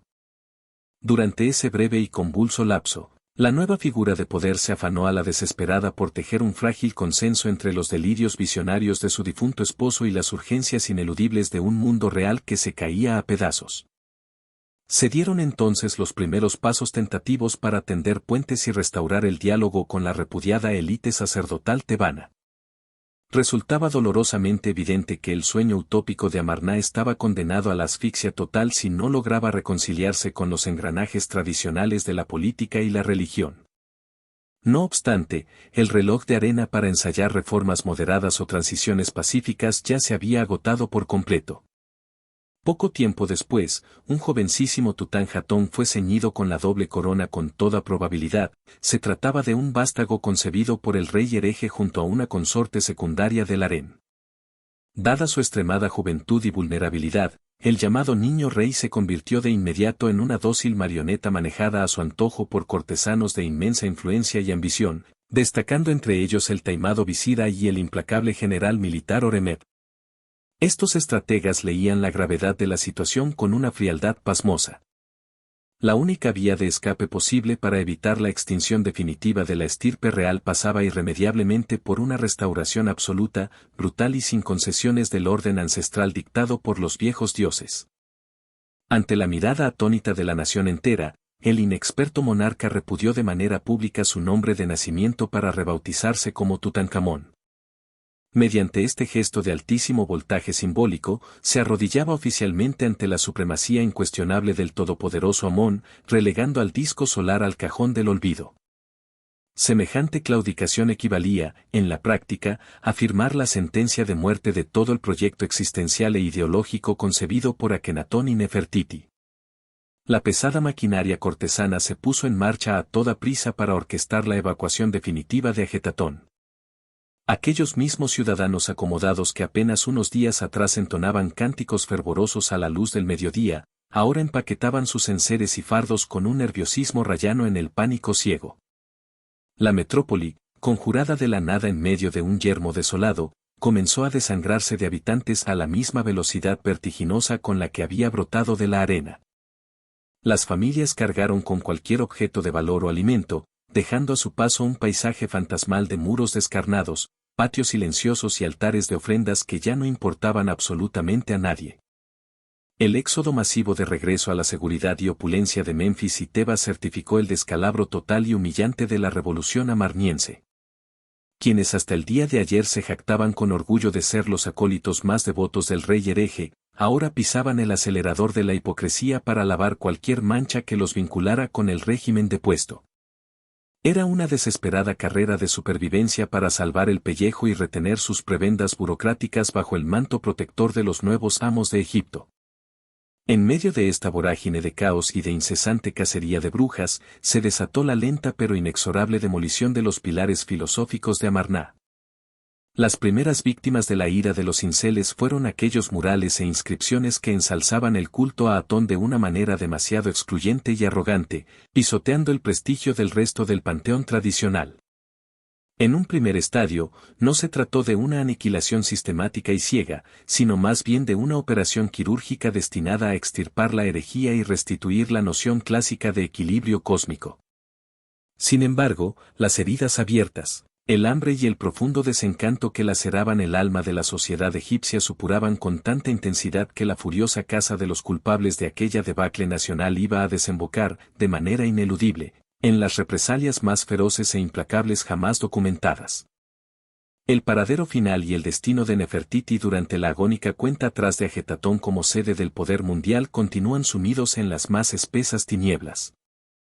Si su corazón aún latía por aquel entonces, debió asistir con un espanto mudo a la desintegración de todas sus más profundas creencias, viéndolas reducirse a cenizas humeantes ante sus propios ojos. La magnificencia que una vez irradió, la autoridad sin límites que llegó a ostentar y la vasta red de influencias políticas que había tejido con tanta maestría se evaporaban en el aire del desierto, disipándose como el rastro del humo de las postreras ofrendas quemadas en los patios a cielo abierto. Resulta un ejercicio de evocación doloroso imaginar que tal vez exhaló su último aliento recluida en la más amarga e indigna soledad, contemplando desde la penumbra de una celosía como las insaciables dunas de arena comenzaban a devorar de forma sigilosa e implacable los fastuosos y secos vergeles de sus suntuosas residencias palaciegas. Su mutis por el foro del gran escenario histórico fue tan indescifrable, silencioso y repentino como lo había sido su irrupción triunfal en la juventud, legando a la posteridad tan solo el rastro de un semblante de hermosura sobrecogedora esculpido en la fragilidad de un modesto fragmento de piedra caliza. El colapso de este oasis artificial no representó meramente el naufragio trágico de una dinastía caprichosa. Encarnó el brutal desengaño ante la ilusión de pretender alterar la esencia misma de una sociedad milenaria y rediseñar su entramado espiritual a base de fríos decretos dictados y blindados desde un trono inalcanzable. Akenatón y su deslumbrante esposa se habían atrevido a jugar a ser deidades en la tierra, persiguiendo la quimera irracional de invertir el curso natural del tiempo y de sustituir el incalculable peso de la sabiduría acumulada durante incontables generaciones por el dictado de una revelación estrictamente íntima y personal. El precio de sangre y olvido exigido por los cielos ante semejante grado de arrogancia resultó de una crueldad extrema. El país se hundió en una oscura espiral de desgarramiento interno, un purgatorio nacional del cual emergería transformado de raíz, luciendo cicatrices imborrables bajo su corona. Las sílabas que componían los nombres sagrados de los fundadores de la Ciudad del Sol comenzaron a susurrarse con un creciente temor hasta enmudecer por completo en las calles. El pavor cerval a que aquel desvarío hereje pudiera resucitar de sus cenizas empujó a los faraones venideros a orquestar una meticulosa y escalofriante campaña de exterminio, ideada para borrar de los mapas y del tiempo cualquier vestigio de aquellos seres que tuvieron la insolencia de plantar cara a los dueños eternos del inframundo y los cielos. Una vez sellado el traslado definitivo de la pesada maquinaria estatal a la vieja capital al amparo del joven Tutankamón, el aparato del gobierno egipcio activó un protocolo implacable, meticuloso y aterrador que la historiografía clásica ha bautizado como la damnatio memoriae, la condena y maldición del recuerdo. A los ojos escrutadores de la nueva casta dirigente, y muy en especial bajo la lupa del encallecido general Oremeb, quien, a base de intrigas, terminaría ciñéndose la doble corona faraónica, el experimento de Amarna no constituía un mero y perdonable traspiés político. Era visualizado como un tumor maligno, una infección repulsiva y tóxica que urgía extirpar aplicando el hierro candente sobre la anatomía de la historia patria. El dictamen emitido por los sumos sacerdotes y el ejército no se conformaba, ni mucho menos, con condenar a Akenatón al ostracismo habitual. El objetivo último y enfermizo era reescribir la propia textura de la realidad para asegurar mágicamente que aquel monarca insolente jamás hubiera existido en este plano terrenal. La coreografía de esta monstruosa aniquilación se ejecutó con una frialdad matemática, orquestada y carente de toda piedad. Ajetatón, convertida ya en un sobrecogedor nido de espectros por el que aullaba el viento, fue degradada de forma insultante a la categoría de gigantesca cantera de expolio. Aquellos idénticos ladrillos de piedra, los ligeros talatatos que habían propiciado la vertiginosa y milagrosa gestación de los altares de luz, eran ahora arrancados a golpes de masa y rebajados a la humillante condición de escombros y ripio de relleno para cimentar los inmensos y oscuros pilonos triunfales del dios Amón en el templo de Karnak. Los majestuosos recintos palaciegos, que en su día maravillaron a reyes extranjeros, fueron arrasados sin contemplaciones hasta dejar al descubierto la roca madre. Los espléndidos frescos que capturaban con una maestría sin igual el vibrante aleteo de los pájaros y la delicadeza frágil de los capullos en flor se machacaron a conciencia hasta reducirlos a una inútil nube de polvo inerte. Los exquisitos vergeles murieron asfixiados de sed, y las otrora cristalinas acequias quedaron irremediablemente sepultadas bajo el avance inclemente del desierto. La urbe soberbia que ambicionaba perdurar como la eterna morada de la divinidad solar fue, literalmente, borrada de la faz del planeta en un lapso desoladoramente breve, inferior a 50 años. Con todo, machacar hasta la extenuación la caliza de los edificios no colmaba, en absoluto, la insaciable sed de venganza del Estado tebano. Para la compleja mentalidad de los habitantes del valle, no existía en todo el universo una condena más pavorosa y definitiva que el robo del propio nombre, pues, despojada de su identidad verbal y escrita, el alma del difunto perdía automáticamente el pasaporte y la brújula para acceder a la inmortalidad del más allá, quedando condenada a vagar en la nada absoluta. En estricta consecuencia, los nombres sagrados de Akenatón y de su inconfundible reina fueron rascados a conciencia y arrancados con saña de todos los monumentos y registros monárquicos. En los pulcros anales y papiros compilados por los soberanos venideros, la profunda cicatriz de la etapa amarniense fue encubierta bajo un espeso e impenetrable velo de amnesia institucional forzada. En la gloriosa sucesión de cartuchos reales cincelados en los muros, tras el deslumbrante mandato de Amenhotep el Magnífico, irrumpía de forma abrupta e inconexa la figura militar de Oremheb, simulando con descaro que las convulsas décadas intermedias jamás habían transcurrido en el calendario. En los escasísimos y crípticos textos legales donde resultaba logísticamente imprescindible aludir a las acciones del hereje, se le despachaba sin nombrar su identidad, recurriendo a apelativos despectivos y humillantes como aquel enemigo ruin de Ajetatón o el vil criminal que sembró el caos. La implacable venganza del clero alcanzó, incluso, a las frías profundidades de la tierra. Los majestuosos hipogeos funerarios que la pareja divina había mandado horadar en los farallones orientales sufrieron brutales e irreverentes profanaciones, y sus pesados y bellísimos sarcófagos de piedra fueron machacados a golpes ciegos. A simple vista, daba la total impresión de que aquel laberíntico complot estatal para desterrar a los herejes al país de las sombras y del más absoluto olvido había funcionado con la letal precisión de un bisturí afilado. Durante un abrumador periodo temporal que superó los 3000 años, la humanidad entera ignoró por completo la mismísima existencia del audaz revolucionario de la fe y de su consorte de deslumbrante belleza. Los eruditos, trotamundos y pensadores de la antigüedad helenística y romana deambulaban junto a los enigmáticos montículos del Medio Egipto sin llegar a intuir, ni por una fugaz fracción de segundo, qué formidables y apasionantes secretos dormían bajo aquellos cascotes informes que pisaban. En la memoria colectiva del mundo occidental y oriental, la epopeya del país de los faraones se dibujaba de manera simplista como un bloque de granito homogéneo, una línea temporal aburrida e inmutable desprovista por completo de aquel perturbador, febril e incandescente interludio revolucionario capitaneado por Akenatón. Los intrépidos protagonistas de esta insurrección yacían doblemente enterrados e incomunicados. Sepultados materialmente por las asfixiantes toneladas de arena hostil y silenciados espiritualmente por la espesa y letal mordaza tejida pacientemente por la burocracia sacerdotal a lo largo de los siglos. Su milagroso e inesperado retorno desde las gélidas cimas de la nada histórica no comenzó a fraguarse verdaderamente hasta bien entrado el vibrante siglo XIX de nuestra era. Los asombrados pioneros de la disciplina arqueológica que comenzaron a arañar y barrer la superficie de la extensa explanada de Tal el Amarna se toparon de bruces con un desconcertante catálogo de bajorrelieves que exhibían una estética que resultaba sencillamente marciana para el gusto de la época. Aquellos inquietantes perfiles humanos de cráneos hipertrofiados, labios carnosos y anatomías descoyuntadas les parecieron, en un primer momento de estupor, el producto febril e incomprensible de un puñado de artesanos poseídos por la locura o la falta de pericia. Sin embargo, en el histórico año 1887, el caprichoso azar quiso que una humilde campesina de la zona, escarbando la tierra, desenterrara por mero accidente un valiosísimo alijo compuesto por tablillas de arcilla cocida.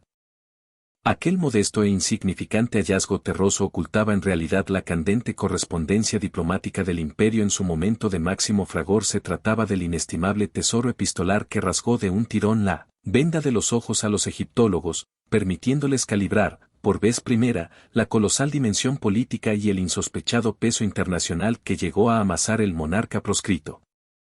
Con infinita paciencia de orfebre, desenterrando un maltrecho fragmento calizo tras otro, el persistente viento del desierto empezó a devolver al mundo asombrado las piezas dispersas del rompecabezas de aquella grandiosa epopeya, un relato que conjugaba a partes exactamente iguales una arrebatadora pasión amorosa sin límites y una subversión ideológica de un calado sin parangón en la antigüedad.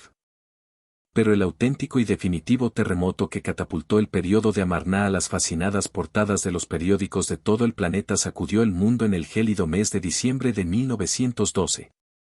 Por aquel entonces, una minuciosa y tenaz expedición de origen germano, capitaneada por el infatigable arqueólogo Ludwig Borchardt, se encontraba cribando a conciencia los desechos y cascotes esparcidos en las antiguas ruinas del taller de escultura del insigne maestro Thutmose. Fue exactamente allí, en ese rincón sepultado entre detritus milenarios y anónimos fragmentos de yeso, donde el extenuado equipo de excavación topó de frente con el majestuoso e icónico busto policromado de la consorte real. Cuando los suaves cepillos de cerda limpiaron con infinita y temblorosa delicadeza la dura costra de los siglos, asomó a la luz un semblante femenino de una exquisitez, un porte y una frescura tan insultantemente modernas que su contemplación rozaba directamente lo irreal. Impactado hasta lo más hondo de su alma por aquel milagro estético, Borchardt garabateó en las raídas páginas de su cuaderno de bitácora una sentencia de rendición tan breve como hermosísimamente lapidaria. Describirlo resulta completamente inútil, simplemente hay que contemplarlo. A partir de ese preciso e histórico instante de revelación, la figura de Nefertiti trascendió la frialdad de la caliza para coronarse como un fetiche universal, erigiéndose indiscutiblemente en el rostro de belleza femenina más aclamado y reconocible de todo el vasto patrimonio faraónico esparcido por los museos del globo. La resurrección académica e intelectual de su incomprendido esposo no desató, ni mucho menos, un caudal menor de agrias controversias y encendidos debates en los salones universitarios. Al despuntar el efervescente siglo XX, legiones de intelectuales comenzaron a etiquetar a Akenatón con inusitado fervor, coronándolo como el primer individuo plenamente autoconsciente de la historia de la humanidad y el pionero indiscutible e iluminado del monoteísmo radical. Una abigarrada legión de pensadores inconformistas, audaces creadores artísticos y eruditos teólogos creyeron atisbar en su lánguida silueta de piedra a un lejano e incomprendido profeta de los credos modernos, viéndolo como el primer cruzado valiente en enarbolar la sagrada bandera de la libertad de conciencia personal. Aquellas mismas extravagancias dogmáticas que los antiguos pobladores del Valle del Nilo habían tipificado, perseguido y castigado como la peor y más aberrante de las blasfemias, fueron repentinamente glorificadas por las generaciones modernas, aplaudiéndolas como uno de los saltos evolutivos más deslumbrantes en el tortuoso desarrollo de la espiritualidad humana. La imprevisible rueda de la fortuna histórica había dado, al fin, un giro impregnado de la más exquisita y poética ironía. Precisamente aquellos mismos gobernantes parias a los que las instituciones invirtieron un esfuerzo económico y violento titánico por aniquilar y sepultar en el más denso y opaco de los silencios milenarios, terminaron erigiéndose como las celebridades más magnéticas, profundamente idolatradas e intensamente investigadas de todo el fascinante universo que esconden las candentes arenas de Egipto. En la actualidad moderna, el esqueleto descarnado e imponente de cimientos de adobe que conforma las ruinas de la mítica Ajetatón se ha transformado en un altar de peregrinación emocional y casi místico para miles de viajeros curiosos que acuden de todos los rincones del planeta. Paradójica y asombrosamente, en pleno presente atesoramos un volumen de información muchísimo más íntimo, vibrante y profundo sobre las costumbres cotidianas de este matrimonio hereje que sobre una infinidad de adustos monarcas ortodoxos que ocuparon cómodamente el trono durante décadas ininterrumpidas de letargo. Hoy tenemos el inmenso privilegio histórico de hojear las cartas personales que dictaban en sus momentos de crisis. Podemos enternecernos al observar a sus infantas correteando y abrazándose en la eterna piedra caliza e incluso, si cerramos los ojos en la llanura de Amarná, casi somos capaces de escuchar el eco vibrante e hipnótico de los solemnes himnos que ambos componían y dedicaban a la majestuosidad vivificante de su disco de luz. Cada humilde reliquia que las dunas devuelven a la superficie tras siglos de cautiverio, ya sea una minúscula sortija de oro bañada con los incipientes rayos de atono, el insignificante y desconchado trozo de un cuenco de brillante fayenza policromada, les restituye con poética justicia una gota más de aquella existencia radiante y rebosante que sus implacables y vengativos sucesores trataron de robarles a sangre, cincel y fuego. La terrible y oscura maquinaria de la condena del olvido absoluto terminó estrellándose irremediablemente, haciéndose añicos contra el perseverante cincel de la arqueología moderna y frente a esa insaciable e inextinguible sed del espíritu humano por desenterrar y venerar la verdad oculta. El dramático y luminoso periplo vital que atravesaron Akenatón y su inseparable Nefertiti nos regala, como testamento imperecedero, una lección profundamente conmovedora y universal. El fuego ardiente de las ideas genuinas jamás se extingue en la fría pira funeraria de quienes tuvieron la osadía de concebirlas. Por más que los ejércitos arrasen hasta los cimientos una deslumbrante ciudad de palacios, y por más que los verdugos estirpen a golpes ciegos de cincel los sagrados nombres de la dura roca, las verdades inquebrantables del espíritu siempre terminan abriéndose camino, latiendo indomables bajo la opresiva superficie hasta resurgir victoriosas a través del implacable paso de los siglos. La audaz insurrección espiritual, política y estética que ambos amantes osaron prender bajo el aplastante sol del Valle del Nilo tatuó una huella indeleble, profunda y luminosa en la tortuosa y fascinante marcha del pensamiento humano. Fueron los primeros seres de su era en alzar la voz con valentía para proclamar al universo que existía la tangible posibilidad de forjar un mundo radicalmente distinto, que los pinceles y las gubias del arte debían someterse sin miedo a la autenticidad más pura y descarnada, y que la fe religiosa poseía el legítimo derecho de ser un refugio íntimo y emocional, en lugar de una aplastante obligación dictada por la conveniencia del Estado. Su visionario y desmedido proyecto utópico pudo haberse estrellado estrepitosamente, rompiéndose en mil pedazos contra la implacable crudeza de la realidad material de su tiempo, pero, a cambio de su sacrificio, conquistó con todo merecimiento la inalcanzable cima de la inmortalidad en los inmortales anales de la historia humana.